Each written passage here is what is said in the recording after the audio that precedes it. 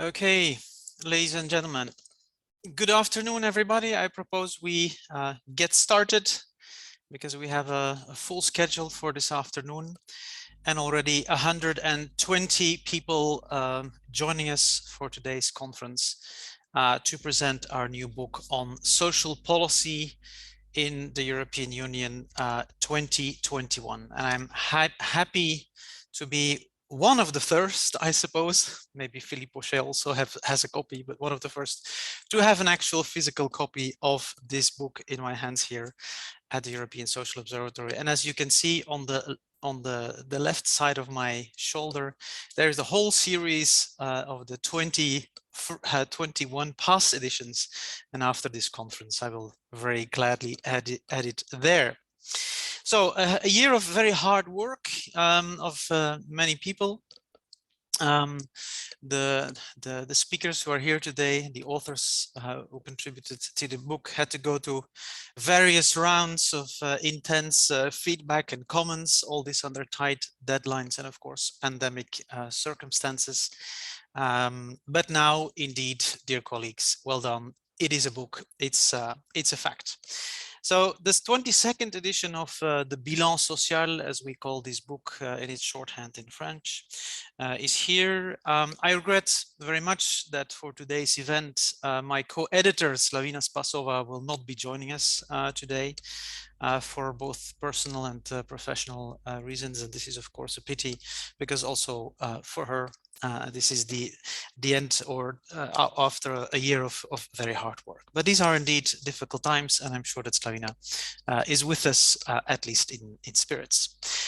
Very happy to see so many of you, already 140, to be interested in the presentation of the book. We already felt a little bit on LinkedIn and on Twitter the past few days that things were boiling a little bit, and I'm happy that we have such a wide audience, which, as far as I know, Philippe, is an all-time record. So thanks for your loyalty and checking us out.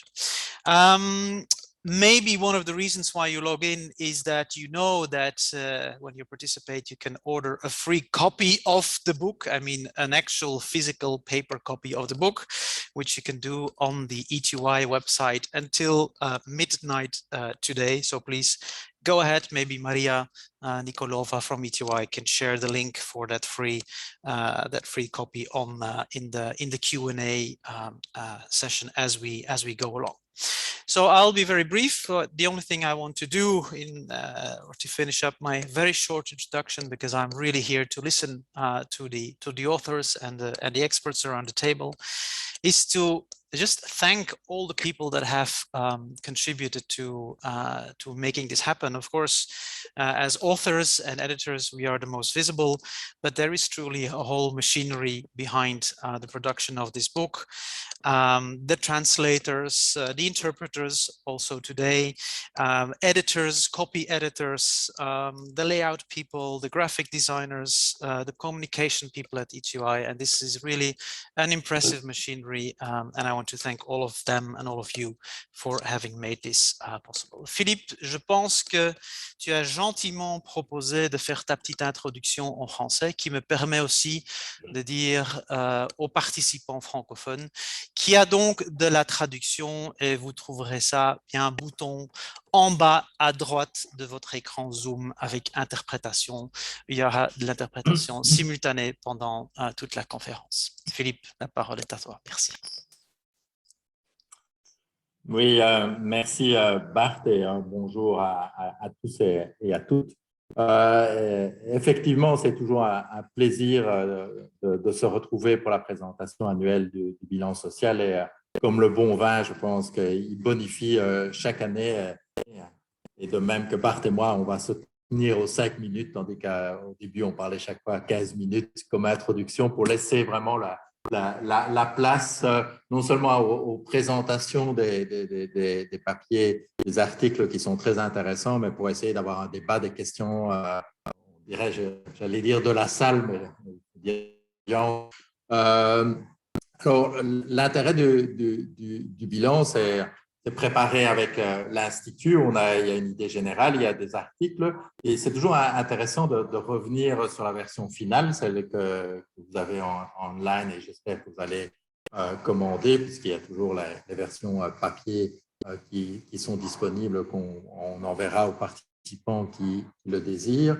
C'est regarder en fait quels ont été les titres qui ont été choisis par les auteurs ou qui ont été discutés entre les éditeurs et les auteurs. Et quand on regarde l'ensemble des titres, c'est surtout des questions ouvertes, des alternatives, des winners, des losers, des possibilités. Donc c'est assez particulier parce que ça donne, je pense, le reflet assez exact de la période, sans le vouloir, hein, ou en fait peut-être de manière inconsciente, de la période dans laquelle on est. C'est une période dans laquelle il y a des possibilités. C'est pas comme avant, il n'y a pas de dimension sociale où nous espérons que la méthode ouverte de coordination est le futur de l'Europe, etc. Il y a un questionnement, okay. Il y a une ouverture et il y a cette incertitude. Alors, c'est intéressant comme il y a une incertitude. L'incertitude porte sur quoi? C'est est-ce qu'on retourne vers un passé néolibéral ou est-ce qu'on développe des sociétés, une Europe qui est différente, qui intègre y compris les enjeux essentiels environnementaux. Et donc, c'est ça qui est évidemment l'enjeu de cette incertitude et de la période qui est bien marquée, je pense, par les articles. Mais aussi, comme on le sait bien, en période d'incertitude, c'est aussi au moment où il y a des fenêtres d'opportunité et c'est aussi le moment où le rôle des acteurs est particulièrement important. Il y a une série d'articles qui se penchent sur le rôle des acteurs, notamment l'article de Bart et Muverde, mais pas celui-ci. Et donc, quand il y a que des acteurs collectifs vont déterminer des directions à prendre, et je pense que c'est intéressant de réfléchir sur les acteurs. Deuxième élément, c'est les idées, c'est-à-dire comment finalement, dans cette période d'incertitude, va-t-on pouvoir concevoir qu'est-ce que signifie une société, une économie soutenable.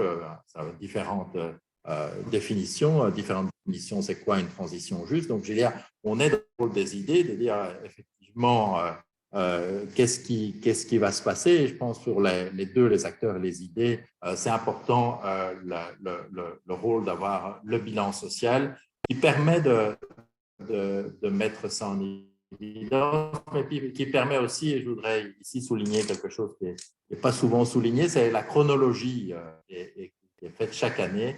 Donc, ça fait 21 ans qu'on peut suivre chaque année ce qui se passe. Et finalement, la chronologie, ça semble fastidieux, mais c'est l'histoire. Ça veut dire, c'est qu'est-ce qui s'est passé ou qu'est-ce qui se passe et comment on peut lier ça à des événements antérieurs. Et je voudrais terminer, on a les acteurs, on a les idées, et ce qui me semble essentiel maintenant à réfléchir, c'est quelles vont être les institutions du futur.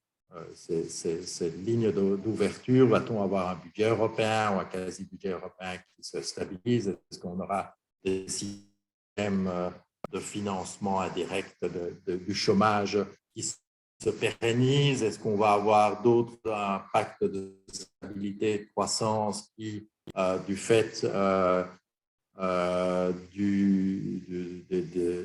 des enjeux d'investissement va être profondément bouleversé, mais aussi quelque chose sur lequel l'Institut va commencer à travailler. Est-ce qu'on va avoir une sorte de nouveau marché intérieur? Est-ce qu'on va avoir dans le futur un marché intérieur qui devra répondre aux enjeux des transitions radicales? Donc, c'est quelques mots d'introduction. Une magnifique bouteille qui va encore bien mûrir et pour lire avec plaisir dans les années qui viennent. Et merci à toute l'équipe de la part de l'Institut qui l'a fait, à toutes et à tous qui nous suivaient. On est presque 200 maintenant. Bart, à toi. Merci beaucoup Philippe pour ces gentils mots d'introduction. J'aime bien l'image de cette bonne bouteille de vin qui devient de mieux en mieux. J'espère que les orateurs, les auteurs et l'audience, effectivement presque 200 personnes sont d'accord avec ça. Effectivement, aussi bien de soulever le fait qu'il y a encore beaucoup de questions ouvertes, hein, c'est aussi ce qui nous a frappé comme éditeur, quand on a écrit les conclusions, quand on a essayé de faire une lecture transversale à travers le chapitre, qui était d'ailleurs pas très facile encore cette année, hein, beaucoup d'incertitudes, beaucoup de questions qui restent. Ce sera aussi clair dans les brèves conclusions que je vais présenter à la fin.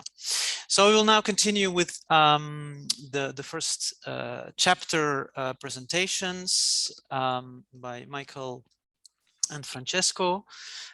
This will then be followed by a Q&A. So as Philippe said in his brief introduction, indeed, I found back notes, Philippe, when we used to introduce this book, we talked for 25 minutes at least, each of us. Now we want to listen to what others have to say. Maybe we're also just getting older like the wine. So Q&A with the audience, please put add your questions in the Q&A function, not in the chat function, but in the Q&A function. The speakers will follow this to the extent they can, and I will definitely follow this and bring together some questions after the short interventions. Let me just quickly flag that we have one additional speaker on the program, namely Marco Cilento, who is the head of institutional policy of the European Trade Union Confederation, ETUC. He will be joining the second Q&A at the end of the conference, and I'm very happy about that. And actually, Marco is already there now. So Marco, good to see you and welcome on board of the conference. And to all of you, as Maria Nikolova put in the chat, feel free to share your thoughts, your impressions of the conference, of the book on the hashtag EU Social Policy. Without further ado, Michael Dauderstädt. Please, the floor is yours, and you know, or you don't know, that Michael is an independent researcher who worked, amongst other places, at the Friedrich Ebert Foundation. Please, Michael, the floor is yours for 10 minutes. Thank you, Bart, and good afternoon, everybody. And thanks to the organizers for giving me the opportunity to present here some of my findings. I switch on my presentation. Sorry, do you see it? Not yet. Not yet. Okay.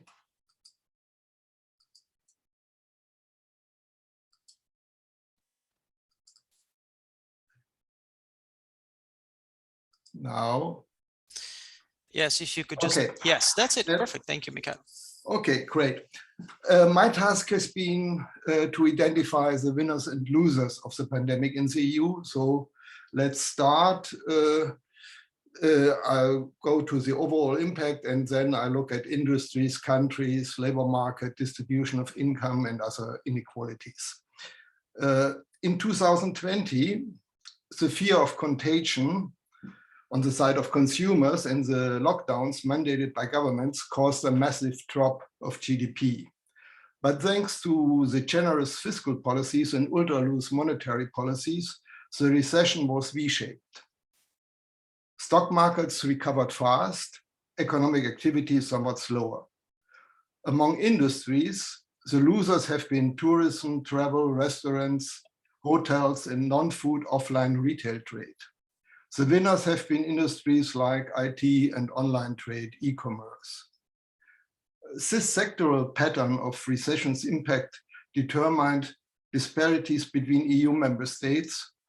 Southern economies with a large share of the loser industries suffered heavily. You see them on the bottom of the graph, where the decline of GDP is on the vertical axis and the income per capita on the horizontal.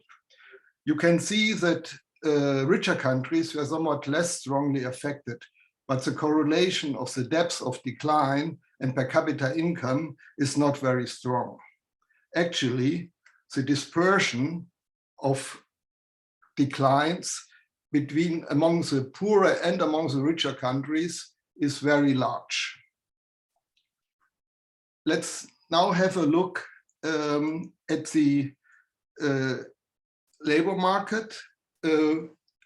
Actually, as one can expect, the recession was accompanied by a strong decline of hours worked, but this did not translate into an equally strong rise of unemployment due to the many job protection measures, furlough, and so on. And the most affected group were young people whose unemployment was already higher before the pandemic in the first place, as you can see in the graph, and particularly young women. They suffered most, but the difference was not that big. Let's now look at the impact of the crisis on the distribution of income within countries. Again, due to extensive income support programs, the effect of on the distribution of disposable income, that is after taxes and plus transfers received, was not very great. We measure the inequality with the S80-S20 ratio or quintile ratio, which gives the relationship between the income of the richest 20% of the population to the poorest 20%. And that is about, on the EU average, it's about 5 times what the rich get, 5 times more than the poor. And we use the poverty rate, which gives the share of the population earning less than 60% of the median income. And as you can see, in a lot of countries, the distribution improved on average. Without Germany, the inequality declined by 1.6% and the poverty rate by 2.4%. The German data are not comparable because the German Statistical Office changed its method of collecting the income service data. And therefore, we looked at different sources in the World Inequality Database, gives a change of German inequality by minus 1.7%, which is in line with the overall pattern of declining inequality. After considering within country inequality and between country inequality, we now take a look at the EU as a whole. This slide shows the development of EU-wide inequality, also measured by the quintile ratio or S80-S20 ratio, since 2005. As you can see, it has declined since 2015. The pandemic has not reversed this trend, which we see, contrary to the recession in 2008-2009, where we had a big drop or a big rise of inequality, but it has slowed this process down. While the crisis has hardly affected the inequality of disposable income, as we have seen in the past graphs and as I have explained, other disparities were exacerbated by the pandemic and the crisis. In particular, wealth inequality, which is always higher than income inequality, increased dramatically due to asset price inflation in the wake of ultra-loose monetary policy. Women, to come to gender inequality, women were more affected than men as they worked more in contact-heavy jobs and they had to shoulder more of the care work at home when schools and kindergartens closed. Poor and migrant families suffered strongly from homeschooling and higher health risk due to crowded housing and health preconditions. The disparities are likely to have long-term effects, negative effects on the income distribution too. Employability of less healthy and less educated poor people might decline, and the rent income of the owners of the pricier assets will rise, in particular regarding housing when the rents will rise, which affect, of course, the poorer people in particular too. Okay, to conclude, I would like to draw some lessons from this analysis. First, the unorthodox economic policy measures adopted on the national and European level are welcome and need to be added to the accepted toolbox for the future. This refers to the more flexible handling of debt breaks and to the necessary completion of the economic and monetary union, which lacked important features up to now, like a lender of last resort and a fiscal capacity, among other things. However, I think that income support should be better targeted at the most vulnerable groups. And reconstruction should be aimed less on the protection of old industries and vested interests and be better integrated with the necessary decarbonization and digital transformation of Europe's economy and society. Thank you for your attention. I'm looking forward to your question. Okay, thank you very much, Michael, for that impressive summary of your chapter, which is really a very nuanced account. Inequality remains unchanged. Poverty levels are stable, and at the same time, you show very clearly that some groups in society, some countries, some sectors have lost much more than others. So thank you for bringing in that nuanced account, for pointing also to the long-term negative effects, which are perhaps not visible yet, and for your policy guidance, because when I jokingly said that I would put this paper copy of the book in next to the 21 other editions of social policy in the EU, of course, what I really mean is that policymakers, social actors, etc., pick it up and do something with it. And I think your chapter really helps to that effect. So thank you so much. And let's see whether there are some questions in the Q&A afterwards. So again, for all of you, please feel invited to drop your question or comment in the Q&A. Let's move on to the second speaker. Good to see you again, Francesco. Francesco Corti is working at the Center for European Policy Research, CEPS, which is a colleague think tank, let's say, in Brussels, even though with a slightly different scope than the OSE. But still, the good news is that Francesco was also a collaborator at the OSE for some time, very good times, pre-pandemic times, as far as I recall. So good to see you back online again, Francesco, and thanks again for your very good chapter in the book. Please, the floor is yours for 10 minutes, Francesco.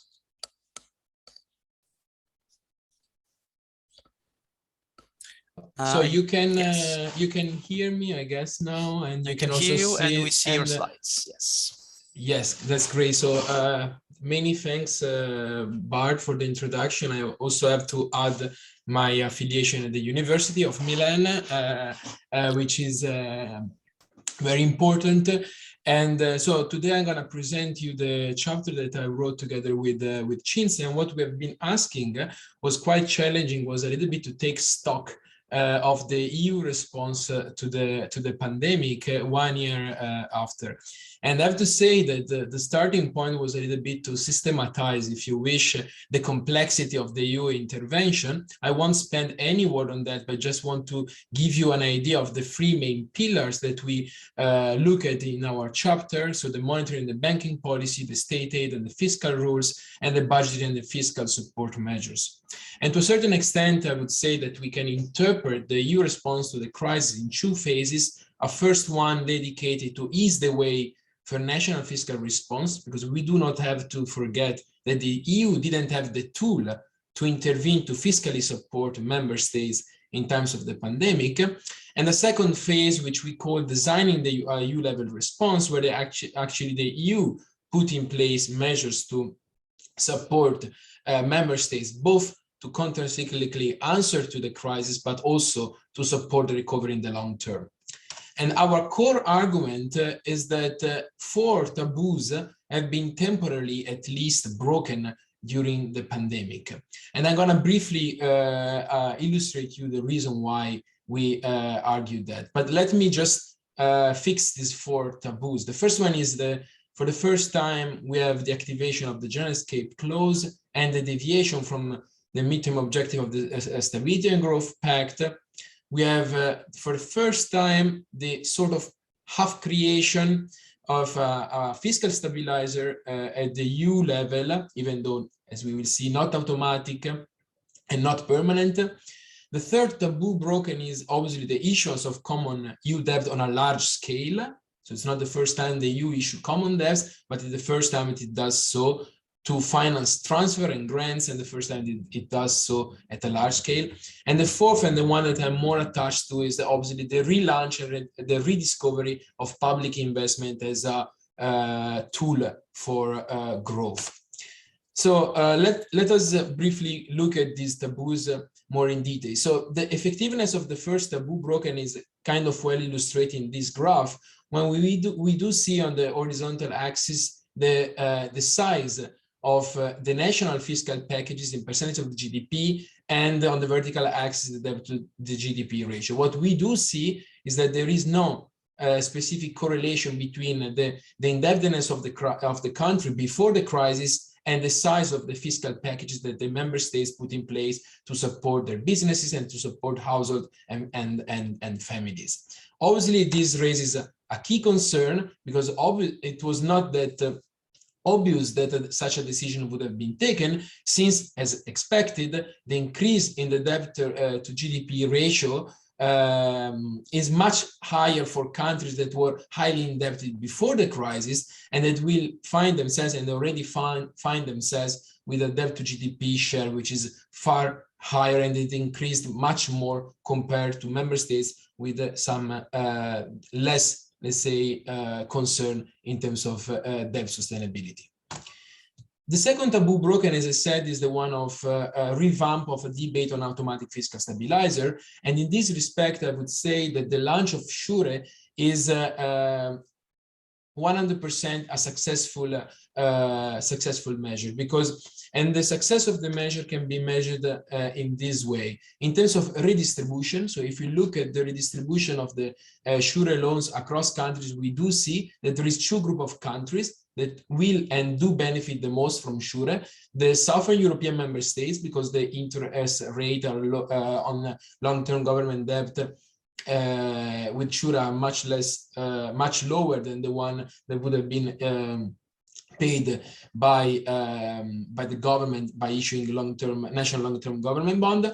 The second group of countries, however, is the Eastern member states and Central Eastern member states, and this is due to the maturity of the loans that are possible to receive under SURE. So there is indeed, if you wish, a solidarity element, and this is the second success of SURE in our understanding, because member states in the end might be called by the Commission in case of failure of a member state to repay back for its loan. So there is an element of solidarity in the design of SURE. And then we have three other advantages. The first one is obviously the swift implementation. Already 90 billion out of the 95 requested by member states have been disbursed today. And obviously it is also a financial success given the oversubscription of investors and the good result of issuing social bonds at the European level. And obviously there is an element of efficiency, which is the result of the savings due to the in terms of interest rate. The third taboo broken is obviously Next Generation EU and the large-scale issuance of common debt. In this respect, it was decided for the first time to lift the maximum amount that the EU can request from member states to cover its financial obligation to 2% of the EU GNI. But what is even more important to stress again with respect to Next Generation EU is the redistributive element and the solidarity element. Because again, the group of member states that will benefit the most from these measures are the Southern member states and the Central Eastern member states. In this graph, we just plotted the redistribution of NGO resources annually in percent of GDP, as well as the funding that member states will receive from the traditional multi-annual financial framework, just to stress even more this redistributive element.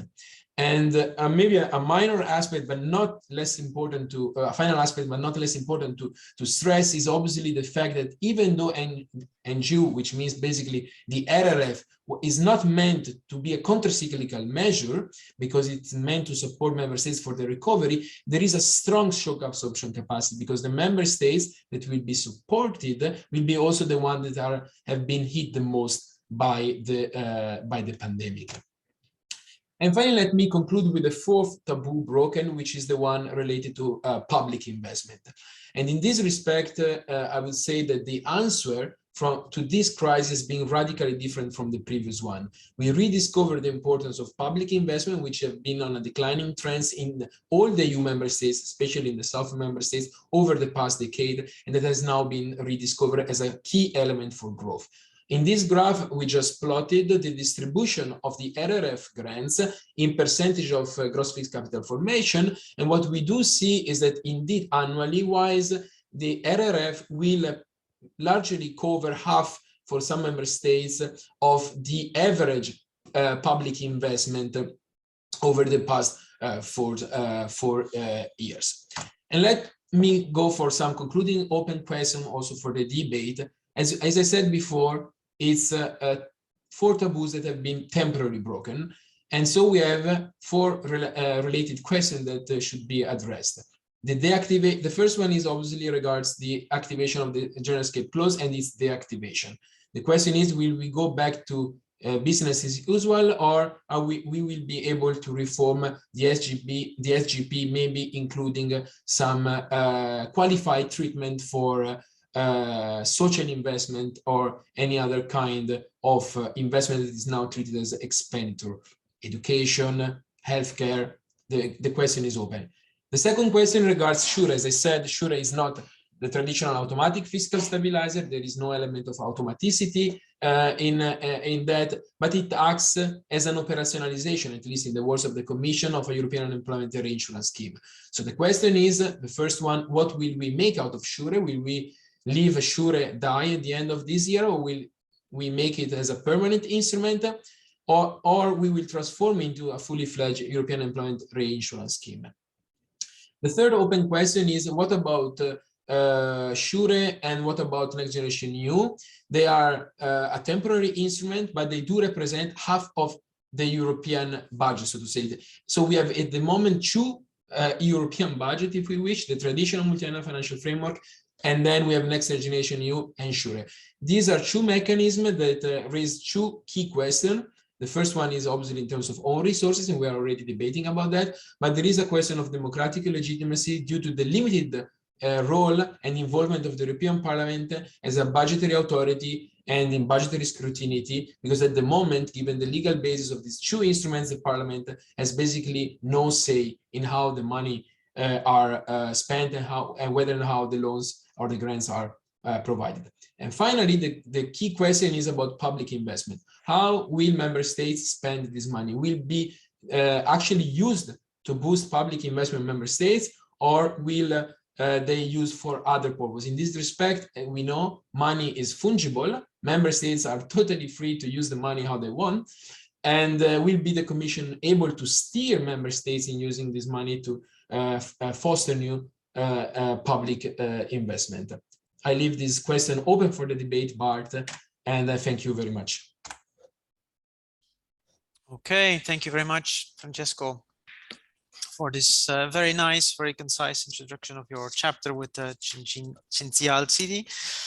Thanks for reminding us of the several taboos that have been broken, not just 1 or 2, but 4 in your view. And I think the narrative, the story that you bring is really very convincing, and which leads the 2 of you to conclude that this time indeed is different. You stress the solidarity aspect, the redistributive component of what is happening now, and which is indeed so different from what we have, or seems so different from what we have seen in a response to the past financial crisis, as you describe very nicely in your chapter. At the same time, you point to the temporary nature of all this, and so as Philippe also said at the beginning, many questions of course remain open, so as to how this will continue in the longer term. So let's see, the floor is now really to the audience. There are more than 200 of you out there, so I'm sure there are questions for our 2 speakers. I would also like to invite the panelists of the second session later the afternoon to already jump in if they want at this stage. If you have questions for these speakers on these chapters, then you're very welcome to already jump in at this stage. I've seen Michael and of course also Philippe, who is now who's still with us. Philippe, by the way, if you would like to comment on the chapters, you're also very much invited to do so. Would you like to start, Philippe? I see your micro is on, so that's a good sign. Okay, it's a very short question because there is something moving, that's for sure. But is that really for the future? My question is that clearly, wait, Philippe? we should have done that 10 Philippe, years sorry, ago. you dropped away completely. Also, yes. Could you repeat your question? Okay. Because you dropped away completely. Yeah. Okay. Let's try again. My question is all what is described is perfect for the previous crisis. It's what we expect during the previous crisis. But this crisis, now we have also a new challenge. It's all the change linked to climate change and environment. So I would like to have your opinion, or are the measures that are taken really a paradigm shift concerning the environmental challenge, or is more classically the result or try to solve the previous crisis? That's for them. Yeah. Grand merci, Philippe. Maybe like to add a question that is related to that for Francesco, and then Michael, there was a question from you on the Q&A. For you on the Q&A, maybe you would like to comment on it as well.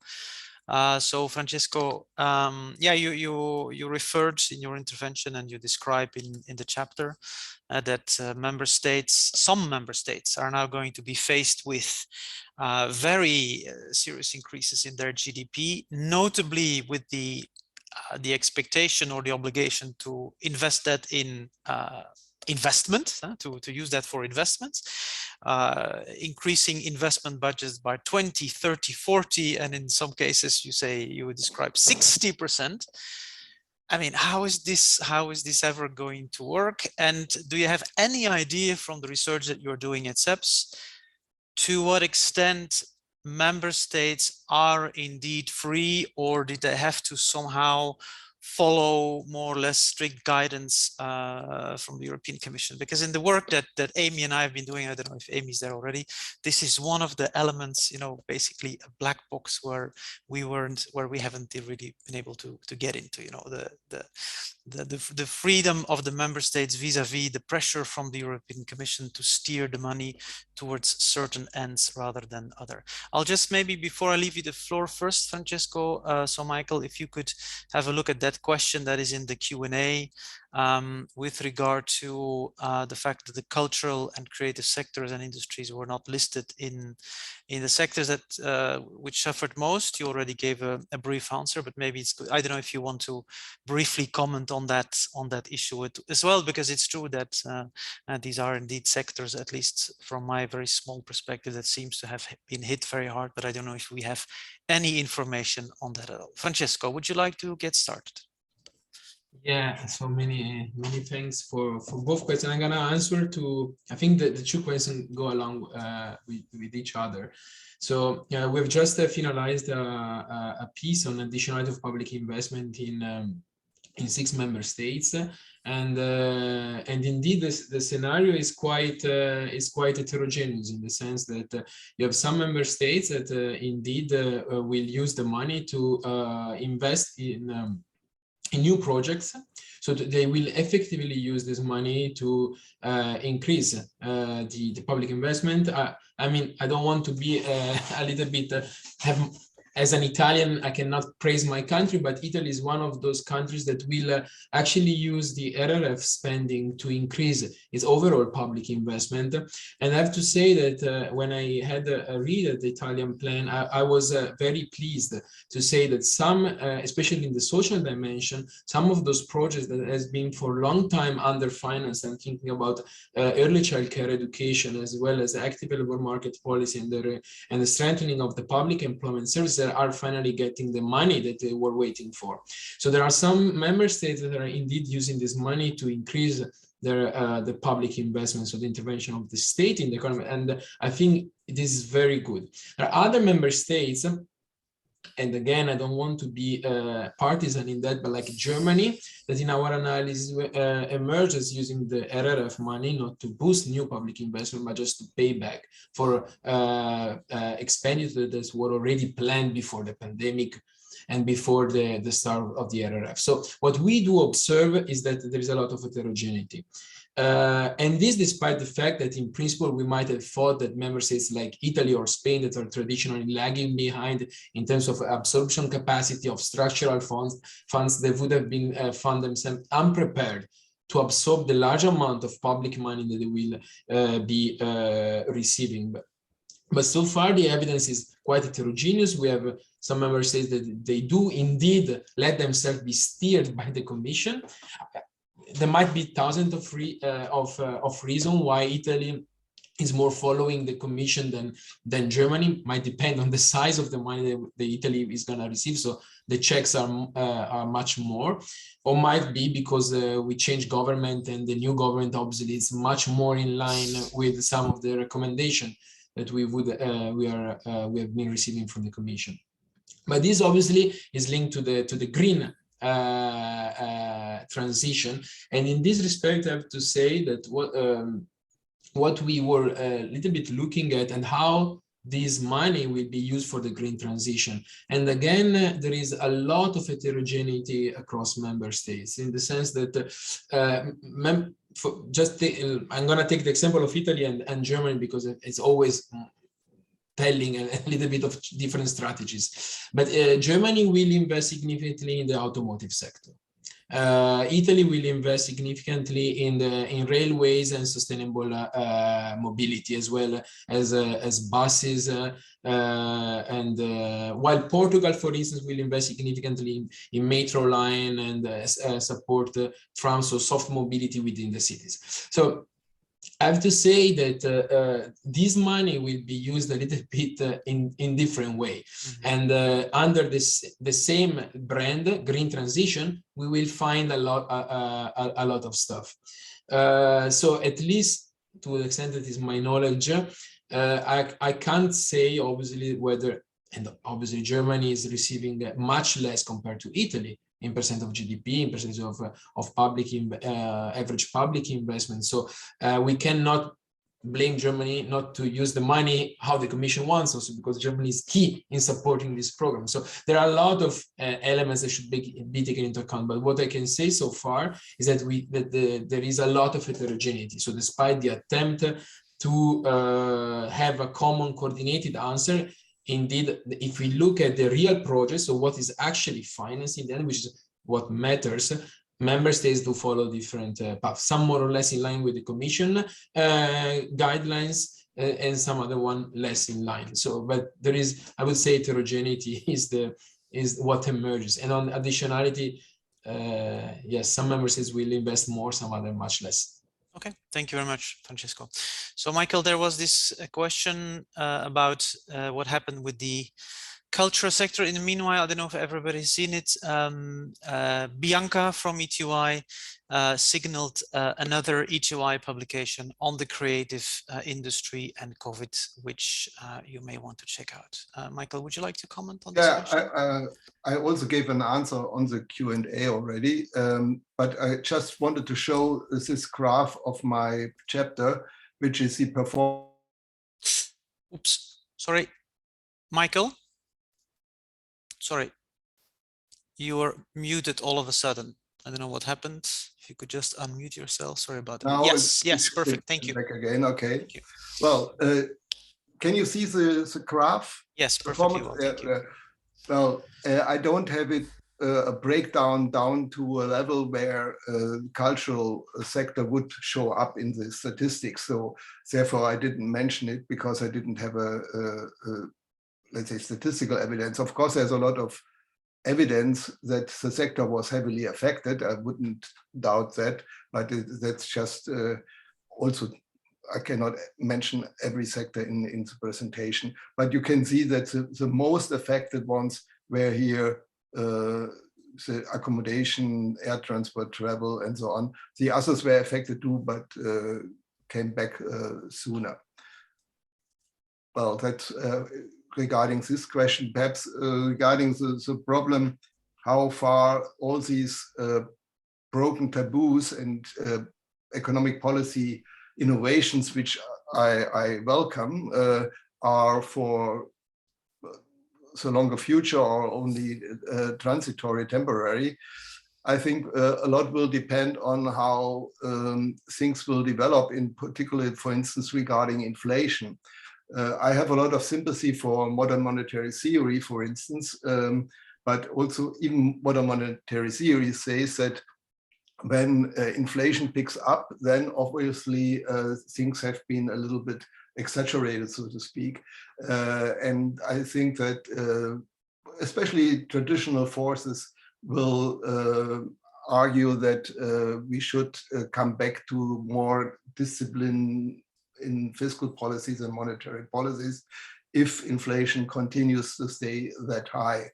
And this is a problem. And I'm wondering, especially from a German perspective, how our new finance minister will behave in the upcoming negotiations about the reform of the SGP and so on. Okay. Thank you very much, Michael. I don't know if you have seen there is a new question from Jorune in the Q&A. Who asks whether you could tell us a bit more about the trends you observed in terms of working hours rather than unemployment. Were changes more prominent? I don't know if you can answer to that à chaud, as we say in English, or whether you need to reflect a bit on that. I checked the figures for hours worked, and you can say that the decline of hours worked was more or less proportional to the decline of GDP. As you know, you can anyway disaggregate GDP in hours worked and productivity, value added per hour worked, and the productivity did not change that much.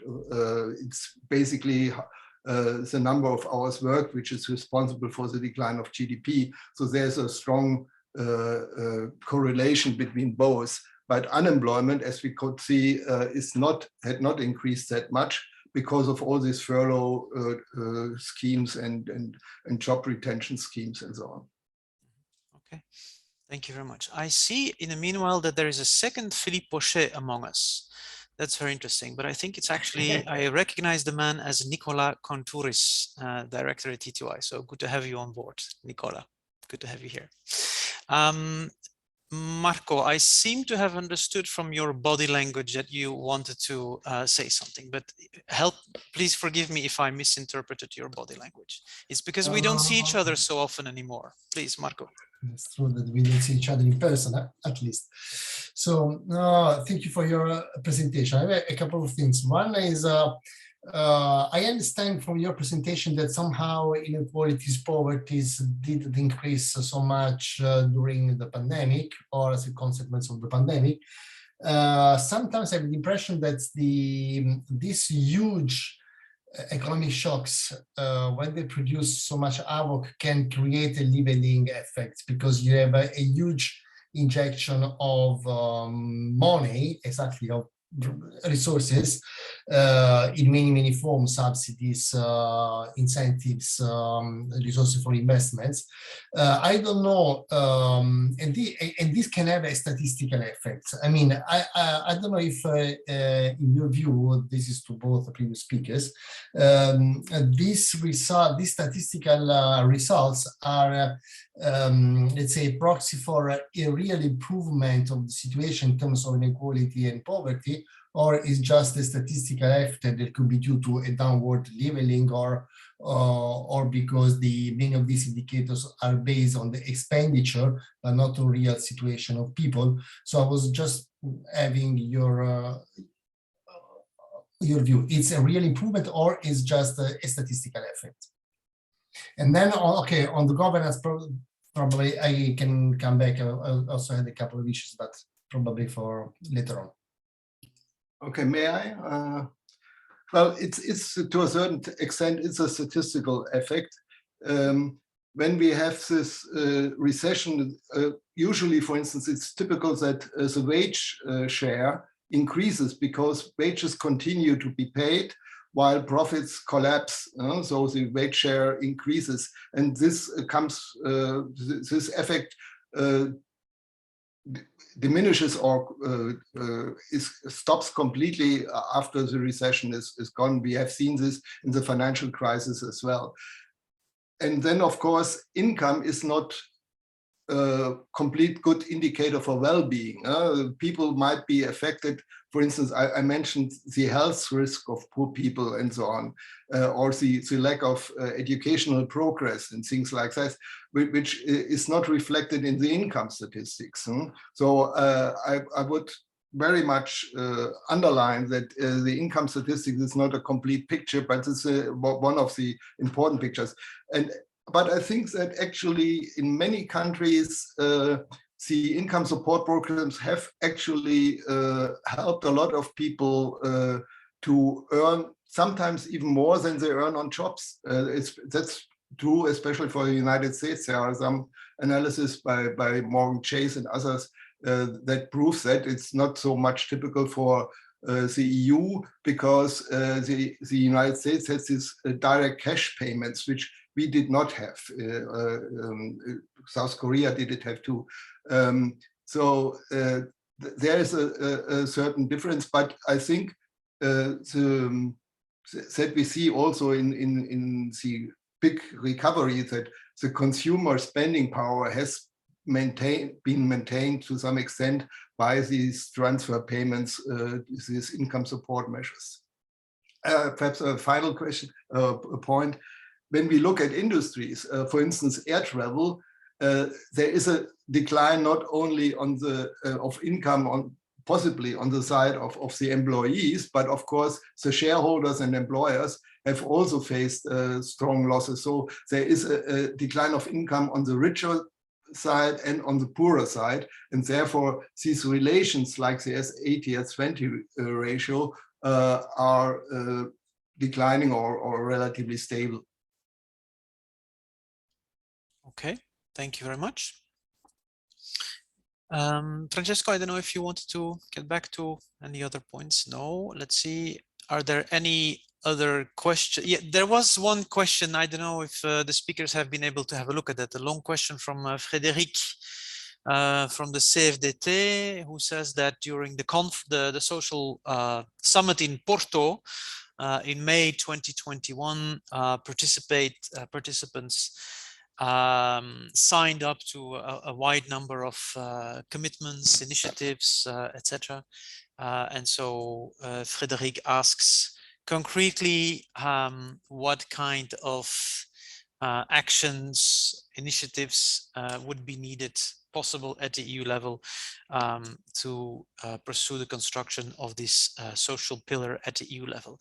They said it's a very good and very pertinent question, so thank you for that. The only thing is that it's very broad and encompassing one, and I would be inclined to move it or to take it with us to the panel at the end of this session. But just to be clear, if Francesco or Michael would like to have a go, or Philippe for that matter, please feel free to do so. The floor is yours. Yes, Francesco, go ahead. I can say something. I mean, it's a little bit difficult because I mean, how to implement the European Pillar of Social Rights, Bart, you know very well. We wrote 2 reports on that. I think we didn't square the circle yet. We need 2 full-day conferences to discuss the item, but still, you can do it in 2 minutes. I think I would like to do some promotion of ideas that we develop as well together, and that are now on the table of the council, because in the end we cannot. I mean, unless we believe a lot in the open method of coordination, we cannot forget about the fact that competencies on the social side are national. So this means that we have to act at the European level. In my understanding, the key priority is to ease the way for member states to intervene, and the key proposal, the key battle, I think, that is to be fought now is the one on the SGP, because we have now the occasion to intervene on the Stability and Growth Pact, which means, in my understanding, we have to provide empirical evidence of why it is important to have a special and qualified treatment for a specific number of social investments. And in my view, we have empirical evidence in both in economic and social terms with respect to education, investment in education, and investment in healthcare. I think we have enough evidence that there is a GDP return of investment in education, and we have a GDP returns in investment in healthcare, as well as in social social returns, employment increase, poverty reduction, inequality reduction. But this should not be done just by thinking that spending is enough. And in this sense, I would say reforms are equally important. When we designed the idea of a social imbalance procedure 2 years ago, that is now actually part of the debate in the Council, we said in the process of coordination of economic policy, we have to look as well as social imbalances. But detecting social imbalances is not enough. We have to allow member states actually to strengthen the resilience of their welfare state, which is to be done in 2 ways. The first one is to spend actually on public policy that are relevant to support the welfare state, but also to support reforms in a way that welfare states are more inclusive. Because what emerged as well in the COVID-19 crisis is that some welfare states were not prepared to protect the most disadvantaged groups. And the report that Bart and others prepared on social protection during the pandemic, I think, kind of portrays in a very good way all the fragilities of the current welfare state to protect the more, let's say, disadvantaged groups. So what the key priority, in my understanding, at the European level is to develop first a social golden rule, and second, to support the social golden rule is actually what the EU is already doing with in part with the RRF, with support to member states to design comprehensive, inclusive, and resilient welfare state. These are 2 priorities that I think should be key in our agenda, because that is where the EU can do a lot. So we cannot pretend the EU to be a substitute of member states in healthcare, in providing healthcare services, neither childcare service, but we have to support member states and to steer member states directly to make childcare, healthcare, long-term care stronger, more inclusive, and more resilient. I think this is where I think we have to put our priority, and this would be a very great way to implement the European Pillar of Social Rights, because we don't have to forget the European Pillar of Social Rights was part of the deepening of the Economic and Monetary Union, which was a way to say that the stronger welfare state makes the European Economic and Monetary Union more resilient and working better. And it's not that the welfare state, as we believed during the first crisis, is an adjustment variable to make our economy more competitive, more flexible through labor mobility and flexibility on wages. This is part of the past, I hope, we all hope. So we have to make the Economic and Monetary Union prepare to support a resilient welfare state. I think this is the way we can act at the European level with the competence to implement the Pillar of Social Rights. Excellent. Thank you so much, Francesco, for this very encompassing answer. Very good. Maybe before we get back to you, Michael. So first of all, ETUI just shared, I don't know if you've seen that, the link to the report which OSE produced for ETUI on non-standard workers and the self-employed, to which you referred, Francesco. I think that's indeed a very good report, because it shows very well how, on the one hand, there have been impressive and unprecedented measures in all member states with regard to social protection of these categories of workers, and at the same time, the crisis, of course, put very much into the spotlight the gaps and the weak links in the same social protection system. So thank you for sharing and referring to that, Francesco. So there is a question or a comment. I'll get back to you in a second, Michael. So there is a comment from Ramon Peñacasas, colleague at the OSE, who refers to EU Silk and Eurostat data. Michael, I suppose you will want to comment on that. And maybe just to confirm, Francesco, that as you know, but not everybody knows, Sebastiano Sabato and I are working at the OSE. We're putting the the last words, let's say the last sentences, the last fine-tuning of a report for the European Trade Union Institute and the European Trade Union Confederation on the operationalization of a future social imbalances procedure. This idea that was put on the agenda by by Spain and Belgium, not France, sorry about that.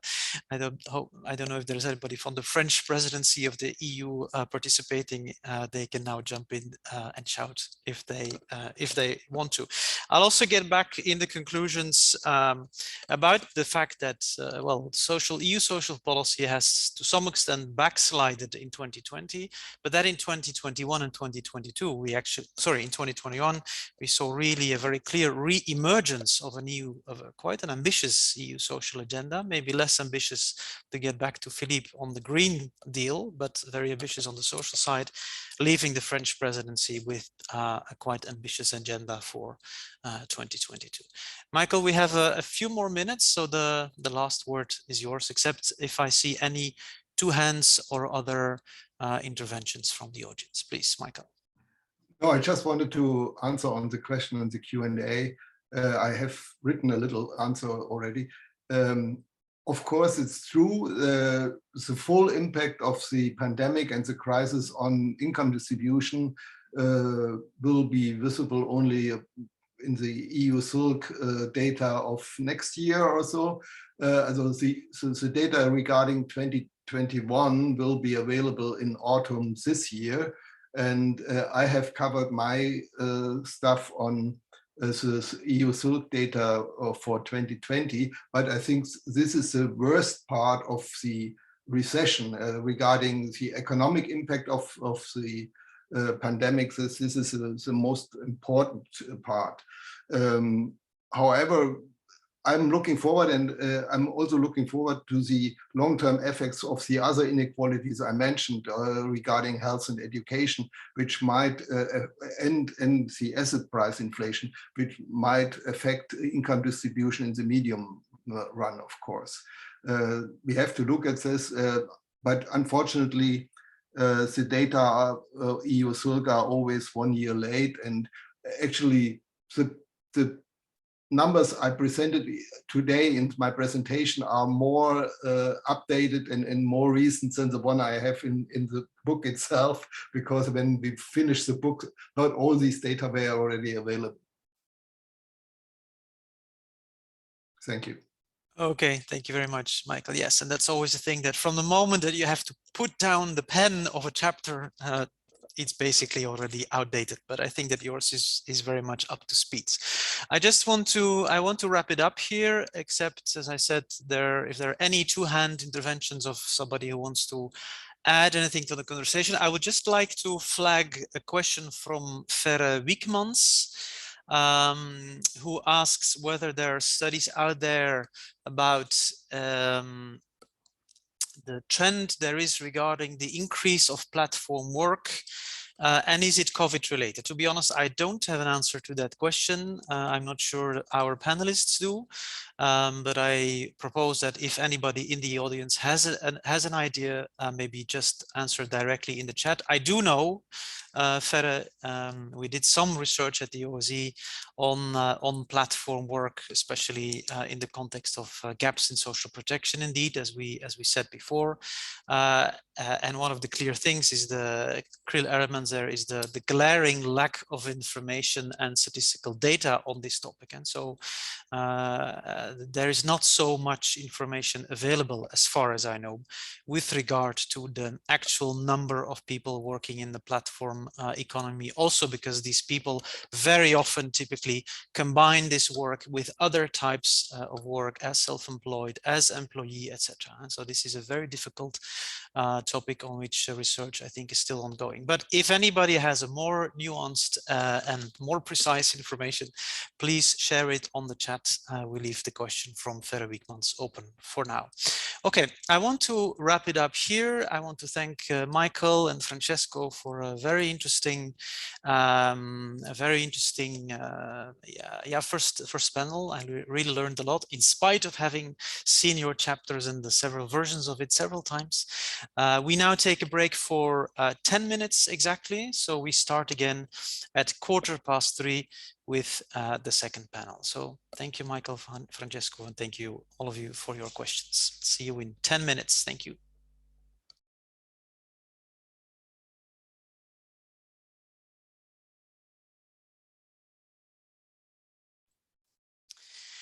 Okay, ladies and gentlemen, dear colleagues, let's get started again. We're all set for the second session of today's conference.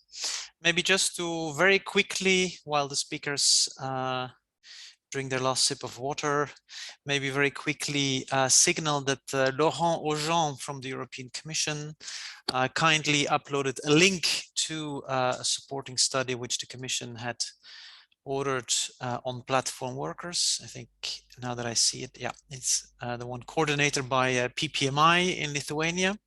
So I think that will help to answer Fere Wiekmans' question in the chat from before. And Bianca from ETUI also kindly invited, I don't know if it's only Fere or all of us, to a forthcoming ETUI event on the platform work survey. Voila, I think we are now all set to attend the second part of the conference, and I want to first give the floor to Thibaut de Roel, who is working at the University of Lausanne and who has been writing a great chapter on COVID-19 as a catalyst for a European health union. Thibaut, the floor is yours, please. Thank you very much, Bart. I have the pleasure this afternoon to discuss the topic that is imposing itself, so to speak. I'm of course talking about health threats management in the EU. So unsurprisingly, COVID-19 can be seen as a momentum for health threats management, specifically the idea of a European health union. The big change that I will summarize rapidly today during this crisis has been the unprecedented coordination in responding to health threats. And I will develop that a bit further later. This is a radical change for someone who's been studying this topic for a few years. And this is a stark change compared to the historical position of member states, which usually have been quite reluctant to coordinate their actions. On top of that, on top of the idea, the quite sound idea that COVID-19 should be a momentum for more integration in health, there's been also this speech from the President of the Commission in her State of the Union speech in 2020, where she mentioned the possibility of a stronger European health union. The problem is that while she invoked this stronger European health union, what should this union ultimately be? Should it include integrated rather than coordinated response? Should it have binding effects on member states' health systems, such as their hospitals, the stockpiling? Basically, this European health union is not exactly an identified political object. So the goal of this chapter was to look at the EU. Is it taking the road to this stronger European health union? And what was achieved during this crisis. For the purpose of conciseness, basically, the focus has been health threat management. So when we look at the European Union and its role in health threats management, we can see that the role of solidarity is extremely important. It is pretty much the only way forward. Why? Simply because the EU has no exclusive or even shared competences in this respect. It's purely coordinating competences. There is no building an acquis in those conditions. This is purely operational. However, the EU does not even have binding instruments. So in those conditions, In the absence of a coercive legal basis, of course, solidarity is no trivial matter. When I'm referring to solidarity, I'm not quite thinking of this type of solidarity we think about when we discuss welfare, for instance. I'm rather thinking about solidarity between member states and solidarity such as defined by Myrdal in the 50s when it comes to international relations and integration, basically solidarity that promotes equality of opportunity and efficient allocation of resources, which is extremely important during a pandemic where access to vaccines and to material is actually quite difficult.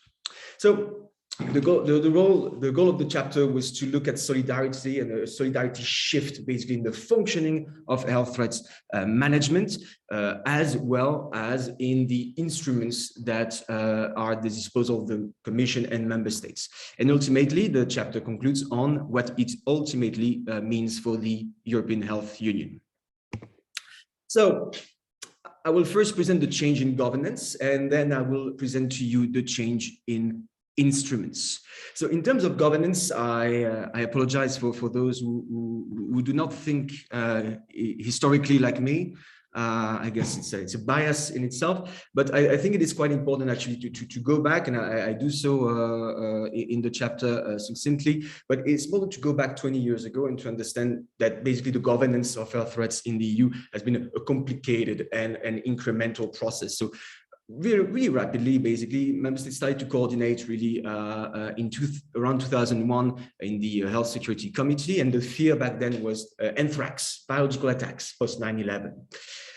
Rapidly after that, we had the SARS-CoV-1, the little brother of the one we have right now, so to speak, which led or precipitated rather the creation of a quite important agency, the European Centre for Disease Prevention and Control, which was created around that time.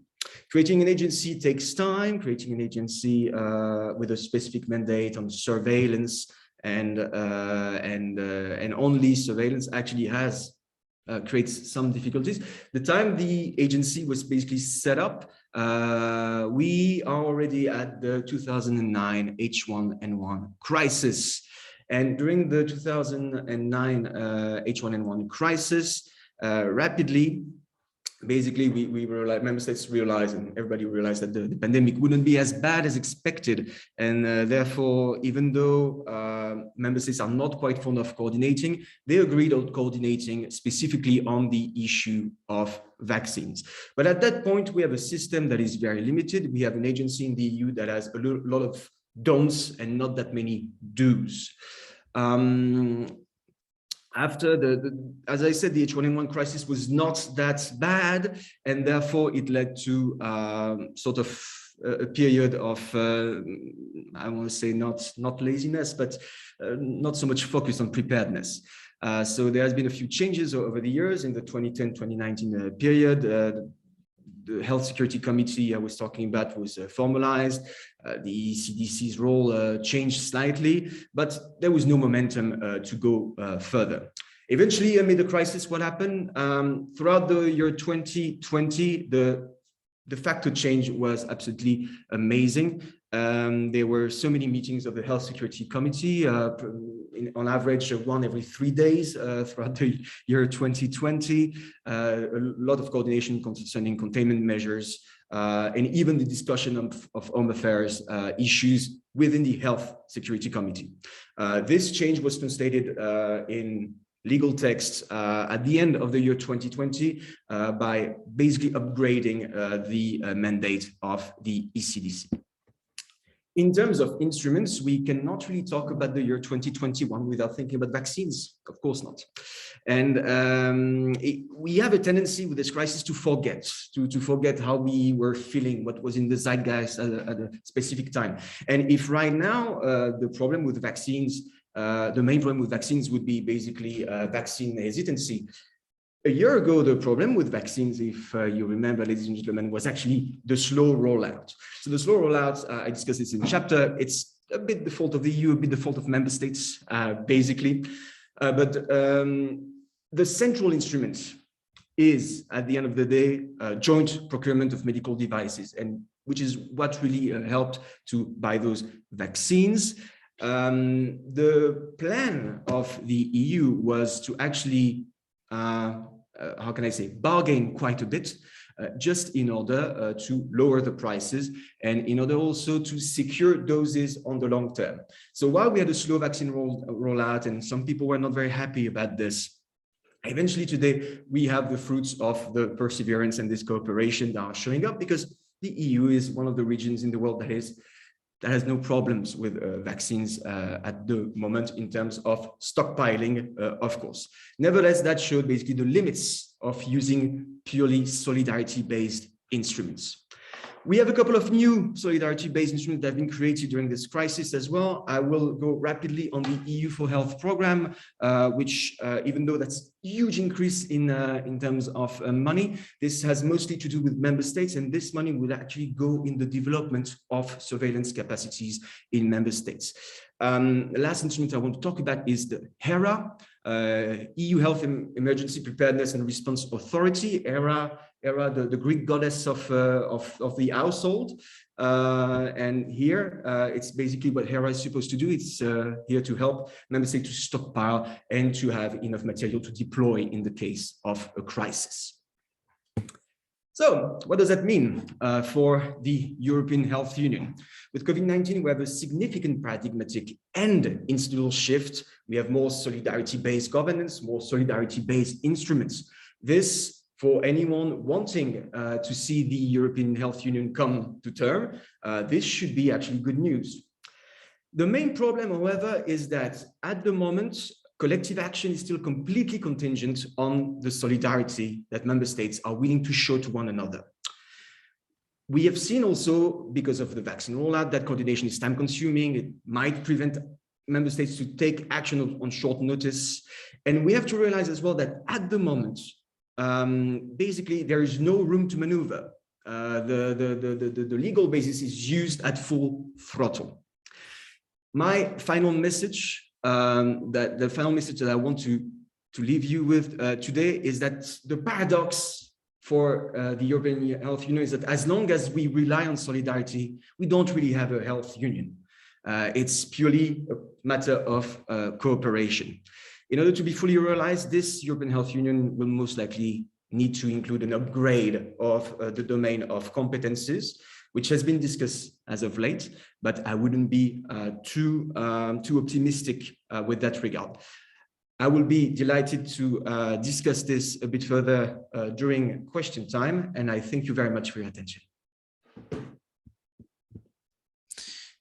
Thank you so much, Thibaut, for this very sharp introduction of your chapter, which I very much enjoyed, also because you may not know that I'm actually a health sociologist who then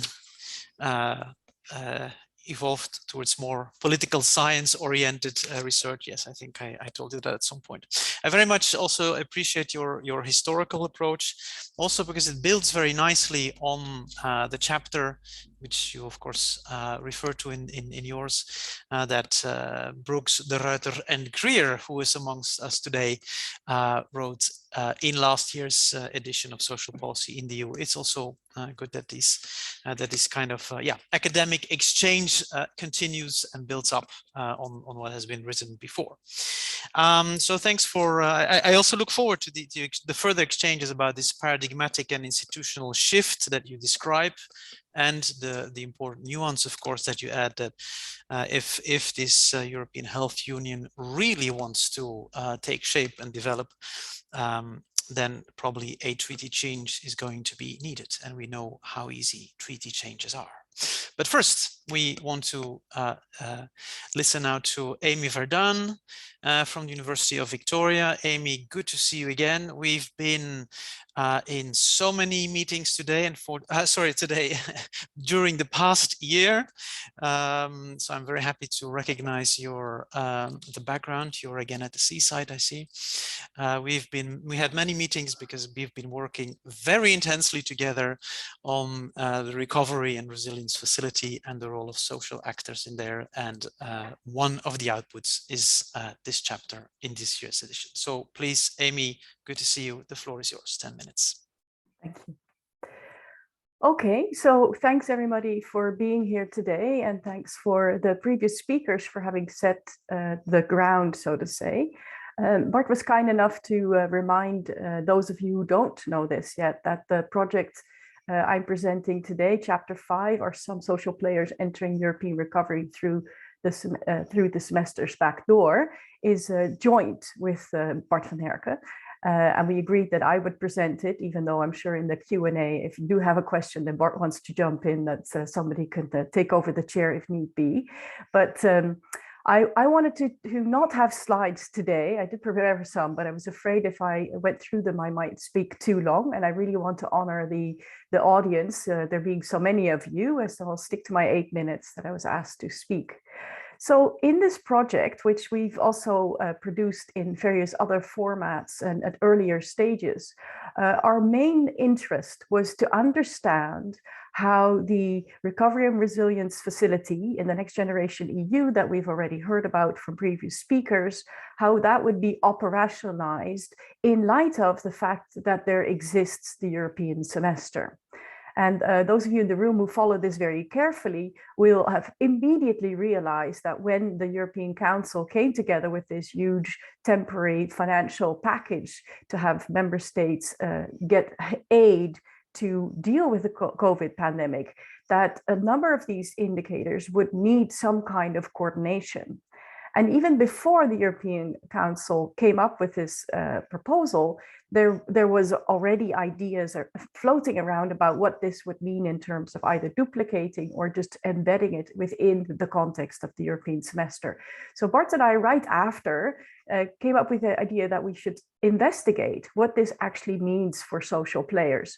And it led us to really on a journey for a long period of time to talk to a considerable number of social players. We had the privilege of having 32 interviews with both institutionalized and more sort of ad hoc or otherwise organized social players, but also members from the European Commission, European Parliament. So at very, very many levels, we were able to speak to players at the EU level, even some at the domestic level, and some organized groups, as well as people representing EU institutions in different organizations, as well as some people representing member states and member states executives.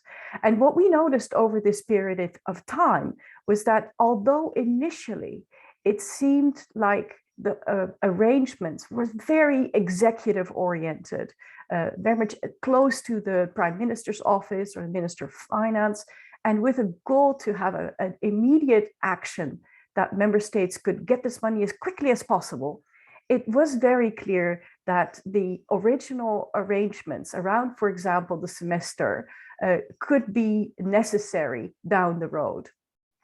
So the question that we ask in our paper is the extent to which this new setup changes the power balance among key players. And with key players, we mean the financial and economic players on the one hand, and social affairs players on the other hand.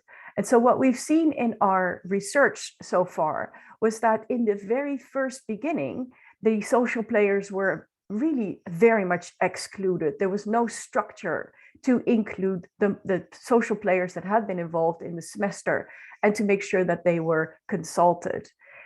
Over time, there was more ad hoc arrangements. So even at the high executive level, they invited the various institutionalized players to provide often very quick feedback on an initiative that had just been provided a few days before, and they may have had a couple of days to respond and then provide feedback. But with the help also of the increasingly online meeting culture, some of these arrangements were made faster than they would have been made in previous periods.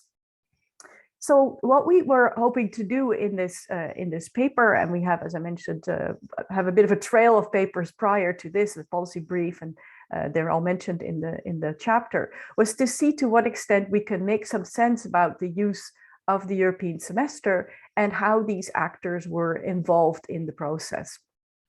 Now, one of the reasons why we were kind of surprised that some of these semester vehicles would end up being used was that if you look at the academic research on the European semester, you find a fair bit of criticism. The European semester has been categorized as a mechanism that really doesn't have enough teeth. It doesn't force member states. Obviously, it's a bit different in the stability growth back domain, which was already mentioned by a previous speaker. But in the sort of macroeconomic policy coordination, we don't have those same kinds of carrots and sticks that we traditionally need in order to enforce compliance. And so what we were noticing from that assessment of the European semester was a relatively weak tool. On the other hand, as we all know, within the EU, the balance is often between how much can the EU institutions do and how much can member states do themselves. And in this health-oriented crisis, as we just heard from the previous speaker, competence really lies with member states. So the EU doesn't have any instruments at all to force anything on member states.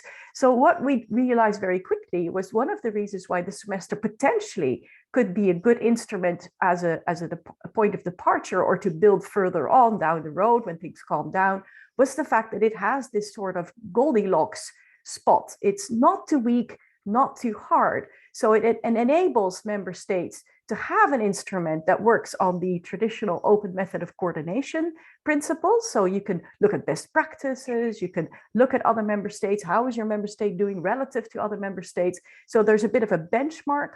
On the other hand, it isn't right away penalties and in court and these really harsh sticks, if you like. So on the one hand, there was this possible instrument that was not really very convincing. On the other hand, it was also not very threatening. So what we did in our paper, and I won't go into it here because I'm seeing the time ticking back really fast, the paper is very rich in documenting exactly what we saw in this period from summer 2020 all the way until the cutoff that our paper goes to, which is November 2021, looking at the various documents, the initiatives that have been put forward, the responses to these documents by various institutional actors. And we also demonstrate with our interviews and references to conversations we had with people, how they saw these developments happen. I encourage you, if you haven't had a chance to look at the chapter, to look at that particular part if that's of interest to you. So in a sense, what we come as a conclusion then is that EU level officials have been very receptive to social issues. And I think in this way, our chapter very much connects to the first speaker that we heard today, who spoke to this very forced need of making sure that inequality doesn't increase. It doesn't mean that everybody has been treated the same way or that all member states are equally good, but that EU level officials have seen this crisis as something that is, among other things, a social crisis, and really want to offset that challenge. The online meeting culture facilitated new ways of communicating with social players. And so in that sense, they have been reaching out even when it wasn't in the formal paths that are usually slower than the speediness with which the action was taken in the very early months of the post the start of the pandemic and the course of the pandemic. Now, we did notice that domestic actors were a bit more left behind, so that at the EU level, they may have reached out quickly to some of the organized actors. In the domestic arena, not all member states, despite the fact that the requirements are that there has to be evidence of consultation, not all member states really did a good job in consulting properly with domestic actors. They were often given proposals fast, and it was not clear what was done with any consultation that came from domestic actors. Civil society organizations also were not taken on board as much as more organized social players. So the period that we've had, it was one where the social actors were not as strongly integrated as we would have all collectively been wanting. On the other hand, the social players themselves were continuously on the ball and made sure that they were at the ready to be included. So wrapping up, we are hopeful that this whole process that has taken place has integrated the best practices of the semester and have made the EU aware of the values of the consultation and the role of social players throughout this process. Thank you very much for your attention. Okay, thank you very much, Amy, for introducing our joint effort so nicely here today. I would be tempted to jump into the Q&A, I suppose, but that's risky for the timeline, even though I can always pass on the chairmanship to Michael, for example. Let's see about that.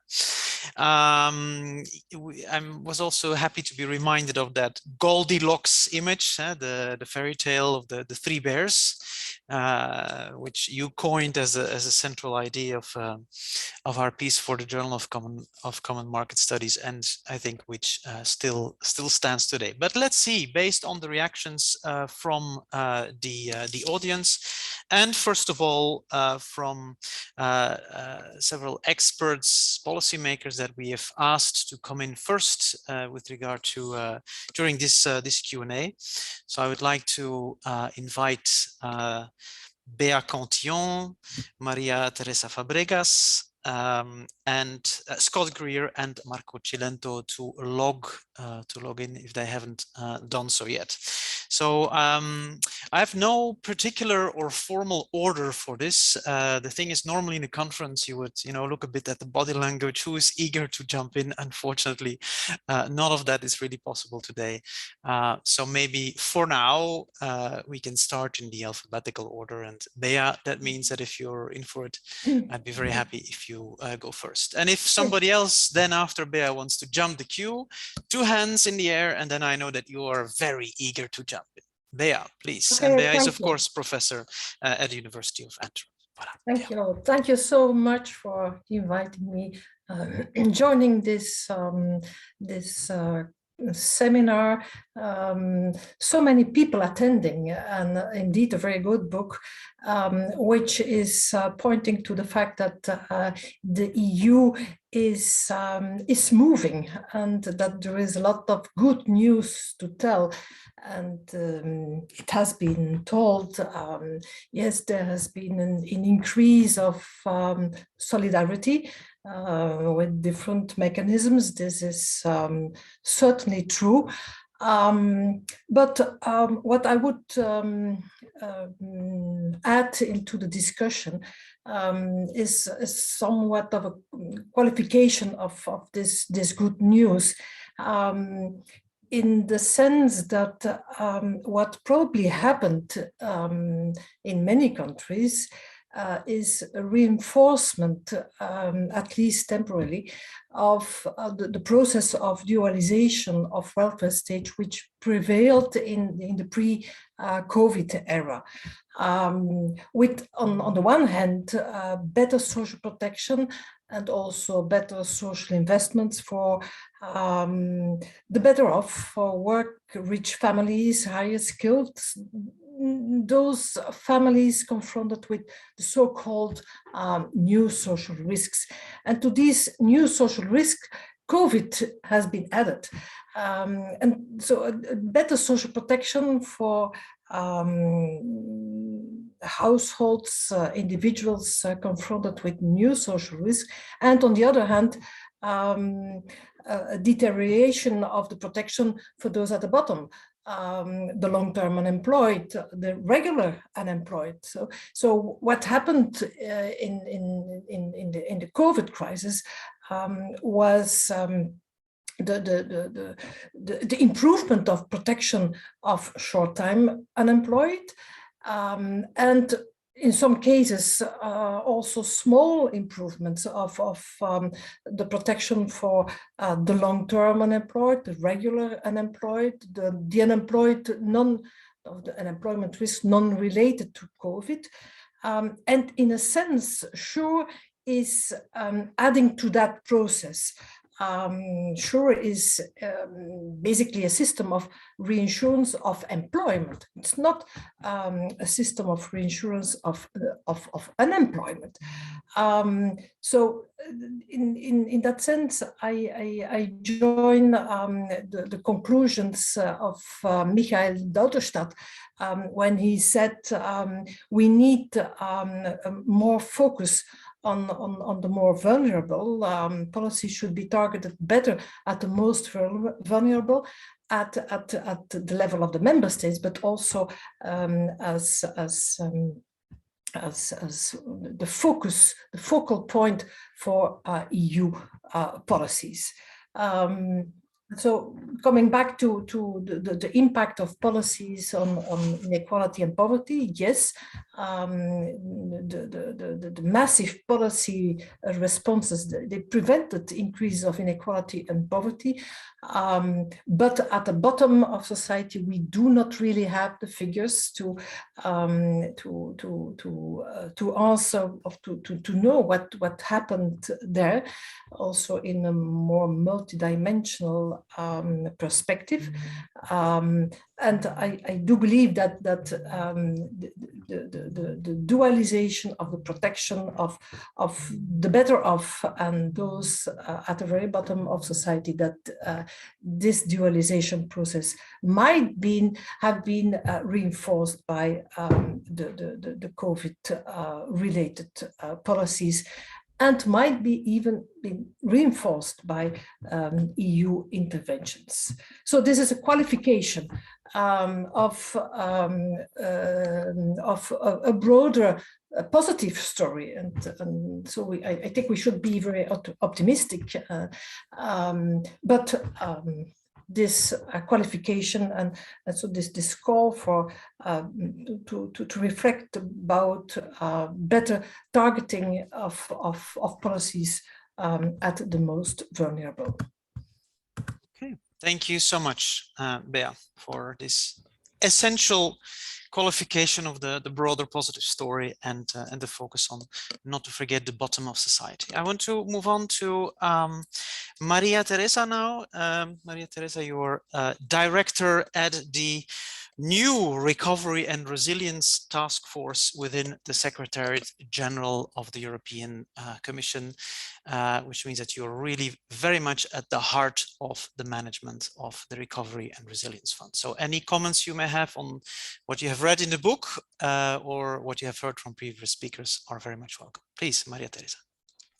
Thank you. Thank you for having invited me to this event. Good afternoon to you all.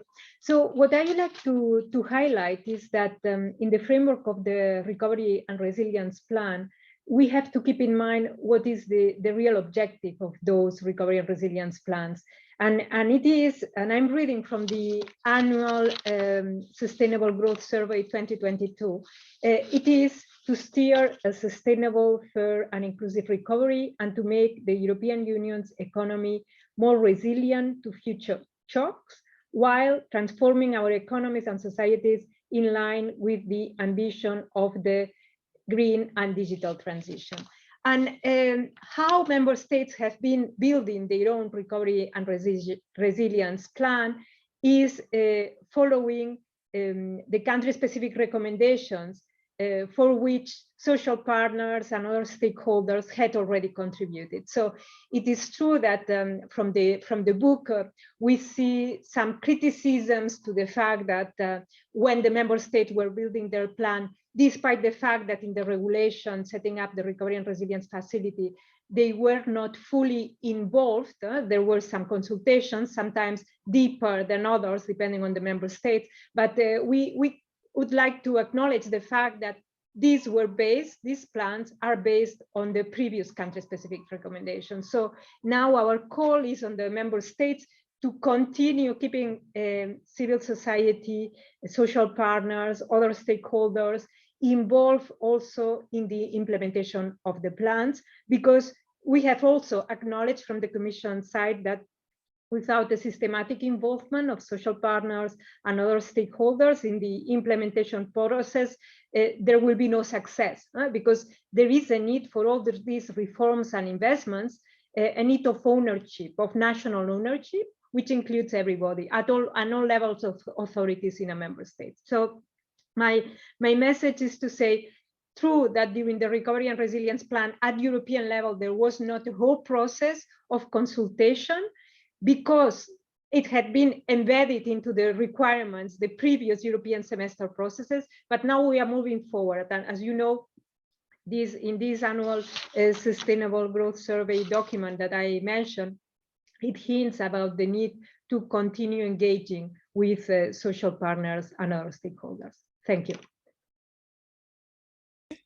Thank you very much, Maria Teresa, for that. Also a qualification, I would say, as Bea did. And maybe since you mentioned the social partners, if Scott agrees, I would then like to maybe immediately pass on to Marco, because it would seem to follow up, and then Scott, we end with you. And just to maybe, just in case, Scott, you want to have a look at this, there are two questions in the chat box. I'm sure you read fluent French and Dutch and some other languages. So one of the questions is about, what about the Conference on the Future of Europe? Is it a weak tool, or will it actually result in treaty change? I suppose that this comment from an anonymous attendee relates to what Thibault explained about treaty change and the European Health Union. And then there is a question also in French about comment assurer que l'Europe de la santé prenne en compte la prévention et la promotion de la santé. Voilà, just in case, Scott, you want to say something about these points. If not, we will leave this entirely to Thibault. So Marco, please, the floor is yours. Thank you, Bart. Let me say a couple of things. First of all, I'm happy to hear this idea of a health union, because, you know, next week we are going to celebrate the 30 years of the Maastricht Treaty. And the spirit of the Maastricht Treaty was really to try to find solutions to social problems, deepening, trying to choose European instruments, not to deepen the European Union. Because often in the European instruments, in the European tools, there is a higher capacity to address the current problems of people. And I think this is the spirit that we have to use in all the social screening, you know, with the sustainable agenda, with the sustainability agenda, the concept of social stretched a lot. So the problem of health is strictly correlated with the decent work agenda, for instance, or with the gender equality agenda, for instance, once again. So this idea that we have to use European instruments to provide solution to real problems of people is quite, it's also, let's say, it's also a North Star for the trade union movement as well. We have really to look where the European solutions are to deepen the European project to make it irreversible. But of course, there is the problem of solidarity. It was clearly very clearly, no? Having the EU in the management, for instance, the distribution of vaccines, introduce solidarity in the European environment, but in reality, it also introduced efficiency, because solidarity must always go together with efficiency. So it's not enough to be solidaristic. I mean, we have to provide, we have to deliver. Normally, what people say in many polls we have read or we have also tendered is that sometimes people understand the relevance of the European solution or of the cross-border solution, but sometimes they attach very little confidence in the capacity of of our politicians or our leaders, also in the social partners, to deliver. So deliver is very important. And now, especially in the social field, we are trying to be better equipped to deliver. Of course, I can just mention, because we are talking, because I started my intervention with recalling back the spirit of Maastricht. In 2015, I would just remind that Juncker launched a new start for social dialogue, and they introduced what he did. I mean, he asked the social partners to start contributing again to the building of the European Union, and he proposed a policy program that could support this engagement from the social partners, which was the European Pillar of Social Rights. So having a policy framework is absolutely important, because if we want to have a European solution, we must create consensus, and the social partners can create consensus on the solution we want to find at European level. But social dialogue means that as social partners, we engage to implement this solution. And before the COVID crisis, we need something, because you want to remember that we adopted, and I say we because the trade union movement contributed a lot to write this piece of legislation, but we adopted a directive on posting of workers. on work-life balance, on working conditions. So it means that people are now starting seeing the benefits from this because the directives are going to be implemented.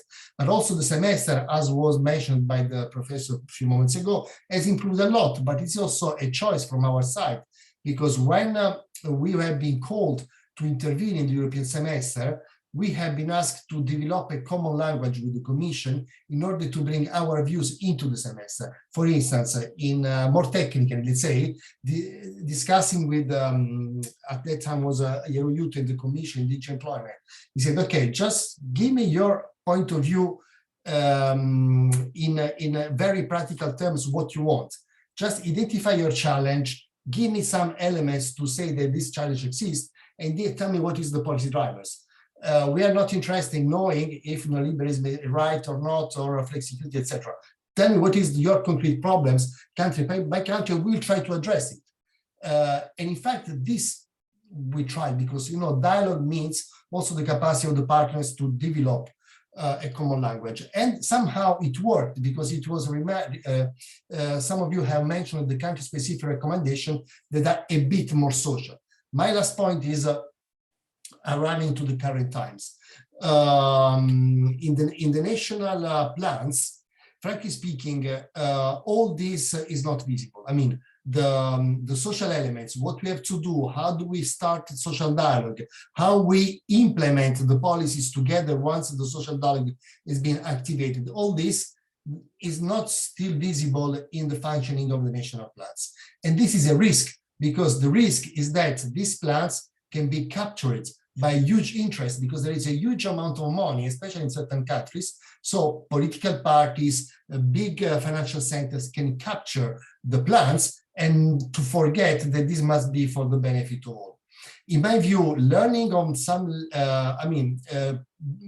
keeping the mind on these lessons, the Maastricht spirit, the social dialogue, having a plan, having a common objective, and to implement them together is the best way to make the investments, the investment plan and the reforms working for all the people.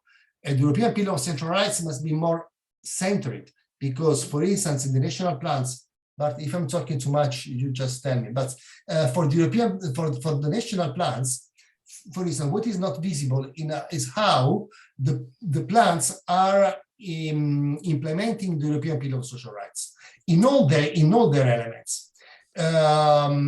We cannot wait for the analysis of, let's say, the compte rendu of the national plans to understand that with these huge investments, we have increased the gender gap, because we know already that the investments are going, especially in sector there is a prevalence of male employment. We need to intervene now. And this is, in my view, one of the things that we have to do to continue socialize the economic governance of the EU. Thank you, Bart. Thank you so much, Marco, for these very good comments. And the last question which you raised, namely how are these national plans, these RRPs, used to implement the European Pillar of Social Rights? That's maybe a question that I would like to refer back to Maria Teresa, if you're willing to answer that question later on. Scott, please, the floor is yours. Thank you. And I want to first say that the Bilan is excellent every year and very rigorously edited, but this year's volume is really exceptionally good.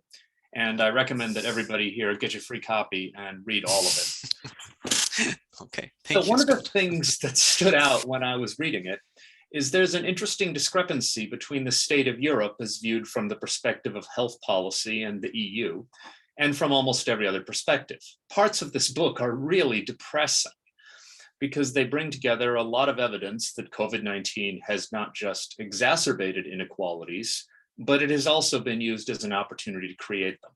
And I think that's particularly clear in issues to do with gender and policies that influence how women use their time. So the backdrop story of the social and economic change we're looking at is not so happy. In EU health policy, though, you have the rather impressive story that Thibaut shared in his excellent chapter. And part of the reason for that happiness is in his title. It's about health threats management. In other words, public health, as the EU is conceptualizing it, and as a lot of governments conceptualize it, lives in a space between true prevention, which often involves root causes like addressing poverty, and medical response, which treats people once they're sick. It's the suite of public health techniques which historically are adopted because they enable societies and economies to function despite health threats, which are substantially explained by inequality. It's a way to minimize the communicable disease consequences of the way our political economies work.